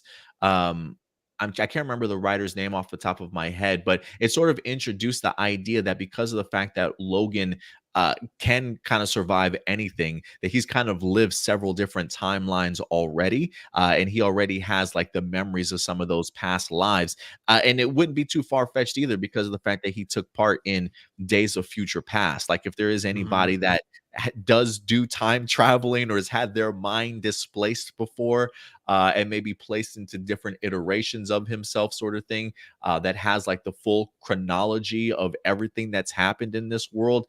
I can see that person being Wolverine in a really strange and unique sort of way. So I think it could play into what we get for Doctor Strange. Am I going way too left field here and jumping the shark, Stuart, or do you think there's something to it? No, no, I definitely think it's a huge possibility. I was talking to a coworker the other day, and another thing that like we're kind of theorizing on is the Jonathan idea. Hickman's I'm sorry, Jonathan Hickman's run of X-Men have kind of dabbled in this idea of Wolverine having multiple timelines. But I'm sorry, go ahead, continue. Okay, that's actually pretty cool. But yeah, like the theory that we were kind of going with each other is the idea that the MCU has always been part of the Fox universe, but it's the Fox universe after we've had the No More Mutants, and it's just that it's been going on this whole time, but we've never noticed. Uh, that was kind of a fun theory that we kind of came up with, and so it's like I could see that. I can kind of see it kind of coming together like that. But we'll see, man. We'll see. There's a lot going on in this movie. The Oh point that we yeah. were certainly trying to make was that there's a lot more happening in this movie than I think we're even aware of at this particular point in time. But we'll see how things change as we get closer. Um, Marcelino says at this point, the Illuminati is hard to be proven wrong, and it's now all about trying to avoid spoilers from them. Yeah, they can definitely put out a lot of spoilers, so you do have to be careful with the Illuminati article. But yeah, they've been breaking news sometimes weeks in advance before bigger websites like Deadline and Variety before they even get the opportunity to sometimes, and it's kind of cool to kind of see that website in regards to Illuminati having a negative feedback and then slowly kind of turning into a somewhat reliable source here. It's pretty cool to kind of see it change trajectory that way. But we'll definitely keep you guys posted with more Doctor Strange news and cameos as we get told and learn more things. But I think other than that, guys, I think that's gonna wrap it up for today's show, Stuart. So thank you very much, man, for definitely joining us this week and letting your thoughts be known too, Stuart. We appreciate it, man. Yeah, thanks for having me, of course.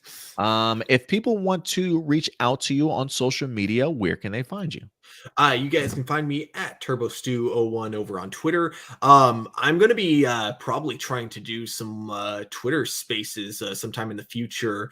I haven't decided what I want to do them on, but I figure this is like kind of a new thing that Twitter has, and it's pretty cool. And I feel like it's, when there's ever a new thing, it's always cool to it's always good to jump on those immediately if there's like a chance that you could also, if you could find a way to, do a series out of it or something. So I'm gonna kind of like do some dabbling on Twitter Spaces if any of you guys want to join me on there on at TurboStew01. Do you have the login and stuff to APlus Opinions on Twitter? Let me check. Actually, no, I don't, because I recently had to clear all my cookies off of my computer. So if you want to send me that later. Yeah, I'll send that to you too. In case anytime during the middle of the week, if there's something that winds up dropping that you do want to do a Twitter space on, if you want to do it for just the channel 2 itself, you're certainly more than welcome to. So I'll give you the login information for Twitter, because I do think that is something that we could really have some fun getting into, man. And okay, so actually one more thing kind of related. So like I tuned in on your Twitter space for More Phenomenal. If you want to start like kind of doing that as like an after show like more often, I will totally join you on that. Oh, for like for APlus More for Hero Report. For APlus More Phenomenal. Oh, okay. Yeah, I Yeah. might I might try and do that. The one of the reasons why I did do it this week in regards to testing out the spaces was because the quality of the show yesterday was so terrible. It's so much better this week. I mean, like I'm literally using the same setup that I had last week, and it's not giving, or as of yesterday, it's not giving me problems. Although this time I do have my Ethernet cable actually plugged into my laptop, so that was probably on me as of yesterday. But much better quality this time around. But that was one of the reasons why I did it, because it felt very glitchy. My voice maybe coming in and out, maybe not everybody able to comprehend all my thoughts that I had in regards to it. So I wanted another outlet to express that on. So that's why I used the spaces. But it was actually pretty cool. Did Tilla wind up joining us? She wind up being a speaker in there. I think JB says what wind up joining us there also. So got the opportunity for some live viewers that usually join us to actually speak up a little bit and kind of give their thoughts in regards to some of the ideas and articles. So maybe that's something that we can kind of do in the middle of the week. If a news article winds up dropping something really big, maybe one of us could do a Twitter space. Maybe the other one of us can do a video content page, content for the YouTube channel, but just kind of tackling it all in all different types of social media. But I kind of like the idea of using spaces kind of going forward. I think it'll give us some a place on Twitter to continue to push our YouTube stuff. Yeah, for sure. But we'll definitely go ahead and keep you guys posted. I don't know if I'm going to do a post show today for APlus Hero Report, but maybe going forward in the future, we definitely will keep you posted in regards to that. But definitely follow us on social media if you haven't done so. Right up here at APlus Opinions. Follow us over on Twitter to make sure that you're getting those tweets and spaces for you guys. Definitely follow us over on our main Facebook page as well. That's where we post all of our articles throughout the week. And at the end of the week, we pull 6 topics from everything that we released this past week to certainly talk about with you guys here. So definitely follow us there along with our Instagram page. And if you haven't liked our video, hit that like button and please certainly subscribe to our channel. But other than that, guys, that's going to do it for us here. We'll certainly see you guys here next weekend, Sunday, noon Central Time. Join us then. But until then, do us a big favor. Take care of yourselves. Take care of each other. And keep it A+. We'll talk to you guys later. Bye.